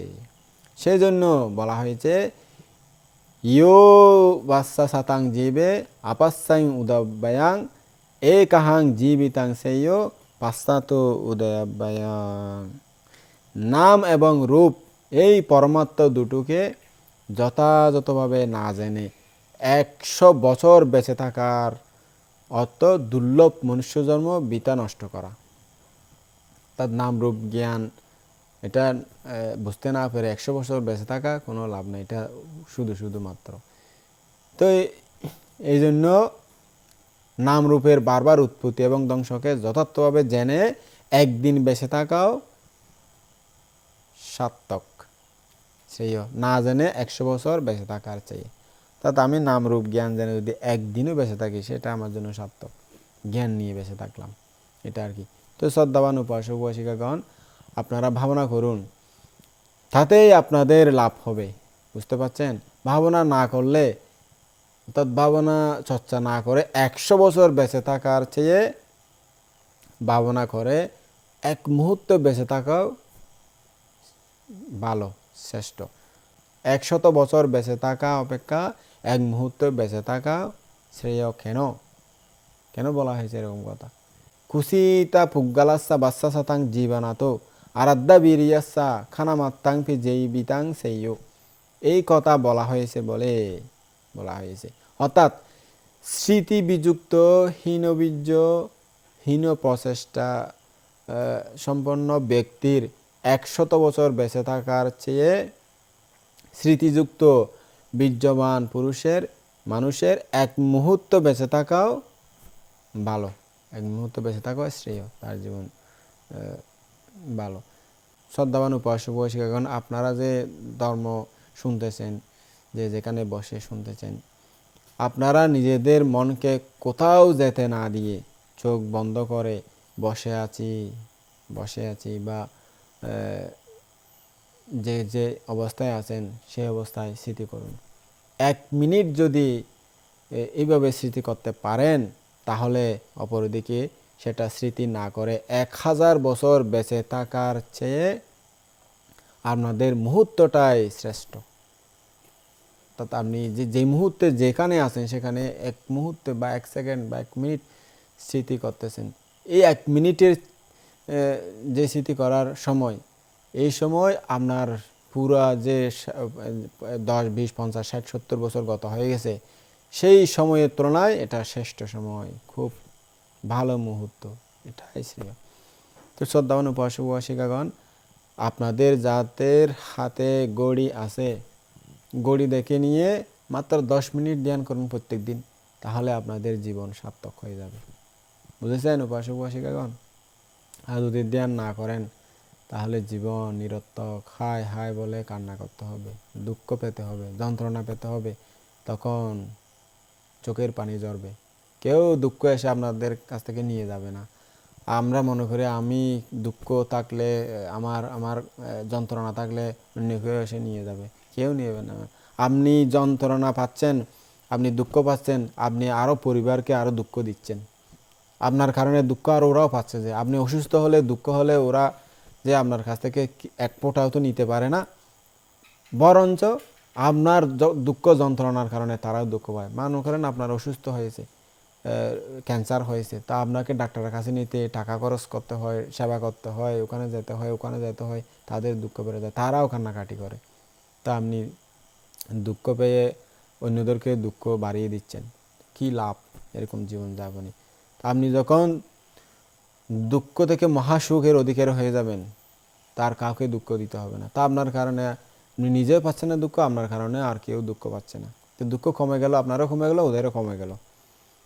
দুঃখ সহ্য করতে না পেরে অনেক সময় বাবা মাকে ফেলে দিয়ে আসতেছে। কি এক অদ্ভুত মানব জন্ম, বা অন্য জন্ম আর কি। মানব জন্ম তো সামান্য, অন্য জন্ম তো কেউ কারো দেখেও না, কোনো সম্পর্ক নাই। এরকম মনে করেন দুঃখ আছে, রোগ শোক হয়েছে, অনেক মা বাবাকে এখন ফেলে দিয়ে আসতেছে। আমি দেখলাম যে মাতা পিতাকে জঙ্গলের মধ্যে ফেলে দিয়ে আসতেছে, অসুস্থ সেবা করার ইচ্ছা হচ্ছে না। এই জীবনে আসলে নিজেই সব কিছু, কেউ কারো না, কেউ কারো নয়। উপাসক উপাসিকাগণ, এটা বুঝুন। নিজেকে সময় থাকতে চর্চা করুন। আমাদেরকে অনেক মা বাবারা এসে নালিশ করে, দুঃখের কথা বুঝায়, ভানতে বউ ভালো না, আমার ছেলে বউয়ের কথা শুনে, আমার মেয়ে জামাই ভালো না, অমুক ভালো না, সমুক ভালো না, ছেলে ভালো না, মেয়ে ভালো না, অমুক ভালো না, নালিশ। আসলে ভালো খারাপ কি আর বলবে, সংসারটাই তো এরকম। যখন দুঃখ পড়ে তখন কারো আর ভালো লাগে না। তো এগুলো মায়া মমতা দয়া মায়া হীন হয়ে যাচ্ছে মানুষের। মানুষ এখন নর আদম যেটা বলে, মানুষ মানে নর আদম, মানুষের মধ্যে আদম, আর পশা আদমও হয়ে যাচ্ছে, পশুর চেয়েও আদম হয়ে যাচ্ছে। তো এইরকম জীবনযাপন মানুষ করতেছে। তো এই দুঃখ যন্ত্রণা থেকে মুক্তি পেতে চাইলে এই সঠিক পদ্ধতিতে ধ্যান চর্চা করুন। নিজেরা দৈনন্দিন জীবনে এই ধ্যান চর্চা করতে পারলে প্রতি মুহূর্তে, প্রতি ক্ষণে ক্ষণে যে কাজগুলো করতেছেন, আপনি হাঁটার সময় আজে বাজে চিন্তা না করে হাঁটতেছেন, সেদিকে মনটা রাখবেন। ওখানে আস্তে আস্তে আস্তে আস্তে সমাধি আসবে। সমাধি আসলে একাগ্রতা যখন আসবে, তখন আপনি আরও বেশি ধরতে পারবেন এই মনের চিত্তের গতিগুলো। তো যদি এভাবে করতে থাকেন, হাঁটতেছেন, চলতেছেন, কাজ করতেছেন, রান্না করতেছেন, বান্না করতেছেন, আপনি যে যে কাজ করতেছেন, কাপড় ধুচ্ছেন, হাঁড়ি পাতিল করতেছেন, তরকারি কুটতেছেন, তো ওইরকম চিত্ত ওখানে রাখবেন, মন ওখানে রাখবেন। কঠিন বটে, তো দুঃখ থেকে বাঁচতে ইচ্ছা হলে তো কঠিন করতেই হবে। মনে করেন আপনার ক্যান্সার হয়েছে, আপনাকে ডাক্তার বললো একটা অঙ্গ কেটে ফেলে দিতে হবে। তো একটা অঙ্গ কেটে ফেলে দেওয়া কঠিন না? কি উপাসক উপাসিকা, কঠিন নয় একটা অঙ্গ কেটে ফেলে দেওয়া? খুবই কঠিন বিষয়। আপনার মনে করেন হাতে ক্যান্সার হয়েছে, ডাক্তার বলছে হাত কেটে ফেলতে হবে। একটা অ্যাক্সিডেন্ট হয়েছে, পা মনে করেন বিল্ডিং একটা ভেঙে ফেলেছে, বিল্ডিং ভেঙে বা কোনো একটা কিছু পরে পা একটা খুব অ্যাক্সিডেন্ট হয়েছে, হাসপাতালে গেছেন, তো ডাক্তার বলছে পা কেটে ফেলতে হবে। হায় রে দুঃখ, তখন আর থাকে না। তো এরকম আর কি, ওই যন্ত্রণা হলেই এগুলো তো করতেই হচ্ছে বাঁচার জন্য, দুঃখ থেকে বাঁচার জন্য, অর্থাৎ নিজে সুখে থাকার জন্য। তো এটা একটা সুখে থাকার উপায়। তো কষ্ট হলেও এই চেষ্টা করতে হবে। আপনাকে তো এখন এখানে কেউ আঘাত করতেছে না, মারতেছে না, নিয়ম শিখাই দেওয়া হচ্ছে। বুদ্ধ নিয়ম শিখাই দিয়েছেন, এইটা মুক্তির পথ। আপনি যদি দুঃখ পেতে না চান, সুখে বাঁচতে চান, এই একটাই পথ, আর কোনো রাস্তা নাই, এই রাস্তা দিয়ে যেতে হবে। ডাক্তার বলে না, ডাক্তার মশাই এই পা না কেটে কোনো ব্যবস্থা করা যায় না? তখন ডাক্তার বলে না, কোনো আর ব্যবস্থা নাই, এই পা কাটতেই হবে, এই হাত কাটতেই হবে, নাহলে ওর ইনফেকশন হবে, সারা শরীর ইনফেকশন হয়ে ও মারা যাবে। তখন আমরা কিছু করার থাকে না। এটাই যখন একটাই পথ, তাহলে ঠিক আছে, কাটেন, অপারেশন করেন, কেটে ফেলে দেন, এরকম অবস্থা হয় না? তো এটা হলো, কষ্ট হলে দুঃখ হলে যেহেতু কোনো রাস্তা নাই, এটাই রাস্তা, সেটা করতেছেন, কেটে ফেলে দিচ্ছেন। তো আমাদের এই এই যে দুঃখ যন্ত্রণা, এখান থেকে বাঁচতে হলে আর কোনো রাস্তা নাই। দুঃখ কষ্ট থেকে বাঁচতে হলে এটাই একমাত্র রাস্তা, যেটা বুদ্ধ দেখিয়ে দিয়ে গেছেন। অর্থাৎ প্রতি মুহূর্তে যে অবস্থায় যেভাবে চলতেছি ফিরতেছি দৈনন্দিন জীবনে, আপনাকে বলতেছি না উপাসক উপাসিকাগণ, সংসারী যারা আছেন, সবাই আসুন এখানে, মাসকে মাস বছরকে বছর সংসার ছেড়ে এসে ছেলে মেয়ে লেখাপড়া চাকরি বাকরি সংসারের কাজকর্ম ছেড়ে দিয়ে এখানে ধ্যান করুন, এটা বলতেছি না। দৈনন্দিন জীবনে সংসারে থাকা অবস্থায় যা করতেছেন সেটার সময় স্মৃতিমান হয়ে করা, জ্ঞান দিয়ে করা, ওটাই বলতেছি। সবাই তো আর বৃক্ষসমান হয়ে ধ্যান করার সময় পায় না। হয়তো যারা বৃক্ষসমান হয়েছে তাদের সময় অঢেল সময়, তো অঢেল সময়গুলো কাজে অনেকে লাগায় না। সব আমরা এখন অন্ধ হয়ে গেছি, মোহমায়ায় পড়ে সব কিছু শুধু মানে রঙিন চশমা লাগিয়ে দেখতেছি দুনিয়াটা কত বড় যে সুখের বিষয়, এগুলো খুঁজতেছি। কিন্তু যেখানে আসল সুখ সেখানে বাদ দিয়ে চামড়ার মধ্যে যে সুখ খুঁজতেছি আমরা, এটা আর কি। তো এই যেহেতু অন্য কোনো পথ নাই, এই পথটাই একমাত্র পথ, এই পথে চলেন। বৃক্ষসমানরা তো স্বাধীন, ওরা চাইলে চলতে পারে, দায়িক দায়িকারা যারা আছে তারা চলতে পারে। বৃক্ষসমানরা আসলে সবার যে পারামি আছে ওরকমও নয়। পারামি চেষ্টা করলেও পরিবেশ নাই, নয় সব নেই, বাধা সে বাধা নানা রকম আছে, অনেকে পারে না। তবে গৃহী জীবনের মধ্যে অনেকে পারামি সম্পন্ন আছে, তারা চেষ্টা করলে ধর্ম খুঁজলে চেষ্টা করতে চায়, দুঃখ বেশি পেতে পেতে অস্থির হলে মুক্তি চায়, তো মুক্তি চাইলে চেষ্টা করলে হয়তো পেতে পারে। যারা মুক্ত স্বাধীন বৃক্ষসমানের মতো, তাদের সময় কম লাগলে আপনাদের হয়তো একটু বেশি লাগতে পারে, কিন্তু পাবেনই। কম বা বেশি যার যে পারামি সে তাড়াতাড়ি পারবেই। বৃক্ষসমান হলে যে সবাই মুক্তি পাবে, গৃহী জীবন হলে যে কেউ মুক্তি পাবে না, এরকম না। বুদ্ধের সময় হলে বৃক্ষসমান হয়েছে, অনেকেই মার্গফল লাভ করতে পারেনি, কিন্তু গৃহীর মধ্যে উপাসক উপাসিকার অনেকে মার্গফল লাভ করতে পেরেছে পারামি অনুযায়ী। তো সেটা উপাসক উপাসিকাগণ আপনাদের, আমি অনেকক্ষণ আজকে গভীর বিষয় নিয়ে আলোচনা করলাম, কিন্তু সহজভাবে আলোচনা করলাম। তা আপনারা যদি বুঝে চর্চা করেন, ধৈর্য ধরবেন, হঠাৎ করে কিছু পায় না, ধৈর্য ধরতে হয়, চর্চা করতে হয়। দীর্ঘদিন একটা গাছ রোপণ করে সেটাকে পানি দিতে হয়, ছাগলে না খায় মতো গিরে দিতে হয়, কুটি গেড়ে দিতে হয়, অনেক সার বিষ এগুলো অন্তরায় থেকে মুক্ত রেখে বড় করতে হয়। তারপর অনেক বছর পরে ফল ধরলে সেগুলো খেতে পারেন। তো এইগুলো হলো এটা একটা বিষয়, এরকম বিষয় অনেক যত্ন সহকারে এগুলো চর্চা করতে হয়, কাজ করতে হয়, সযত্নে পালন করে যখন চর্চা করতে করতে পরিপূর্ণতা আসবে, তখন সোতাপতি সকিতাগামী অনাগামী অরহত্ত মার্গ ফল ধরবে, যে কোনো একটা ফল ধরবে। ফল ধরলে খাবেন শুধু সুখে আরামে, সবাই আমরা খাবো আরামে সুখে শান্তিতে। সেই মুহূর্তটা কত যে সুখের, যারা পেয়েছেন তারা বর্ণনা করেন, আমরা তো অনুভব করতে পারি না, যেহেতু আমরা পাই না। তো উপাসক উপাসিকাগণ মুক্তির পথে এগিয়ে যান, আপনাদের দুঃখ মুক্তি ত্বরান্বিত হোক, দুঃখ শেষ হোক, আমাদের দুঃখ, সবার দুঃখ শেষ হোক, সেটাই চাই। যারা যত বেশি তাড়াতাড়ি চলতে পারবে, তার তত বেশি রাস্তা তাড়াতাড়ি শেষ হয়ে যাবে, পুড়িয়ে যাবে, গন্তব্যস্থলে পৌঁছাতে পারবো। সবাই গন্তব্যস্থলে পৌঁছানোর জন্য যাত্রা শুরু করি। এখন থেকে শুরু করে দেন, আজ থেকে শুরু করে দেন, যতটুকু পারেন ততটুকু মঙ্গল। এক মিনিট করলে 1 মিনিটের জন্ম বন্ধ হয়ে যাবে, দুঃখ বন্ধ হয়ে যাবে, দুঃখ মুক্তির পথে এগিয়ে যাবেন। তো আপনারা সকলেই সেই যাত্রা, আমরা সকলেই মিলে যে যত বেশি আগে পারি, কার আগে কে পারি, দৌড়াদৌড়ির মধ্যে কার আগে কে ফার্স্ট হয় না, যে ফার্স্ট হয় সে পুরস্কার পেয়ে যায়। তা আমাদের মধ্যে যে আগে যেতে পারে, কার আগে কে যেতে পারে, যে আগে যাবে সে পথ শেষ করে ফেলবে, সে পুরস্কার পেয়ে যাবে, বুঝছেন?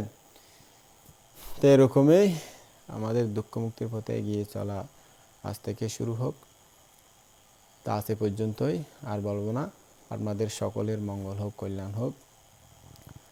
আমি আবারও সেই মহাকারণিক তথাগত সম্মুখ সম্বুদ্ধকে বন্দনা নিবেদন করছি, যার মাধ্যমে এই শিক্ষাগুলো আমরা পেয়েছি। অনেক কোটি কোটি শ্রদ্ধা বন্দনা নিবেদন করছি। আর যারা আপনারা এতক্ষণ ধৈর্য ধরে ধর্ম শুনেছেন, তাদেরকে আমার জন্মান্তরের পুণ্যরাশি দান করতেছি। এই পুণ্যরাশি লাভ করে আপনারা আয়ু বর্ণ সুখ বল নির্দৈর্ঘ্য যেমন লাভ করে দুঃখ মুক্তির পথে যাত্রা শুরু হোক এবং নির্বাণ সাক্ষাতের হেতু হোক, এই কামনা করে আজকের মতো ধর্ম আলোচনা এখানেই সমাপ্ত করলাম। জগতের সকল প্রাণী সুখী হোক।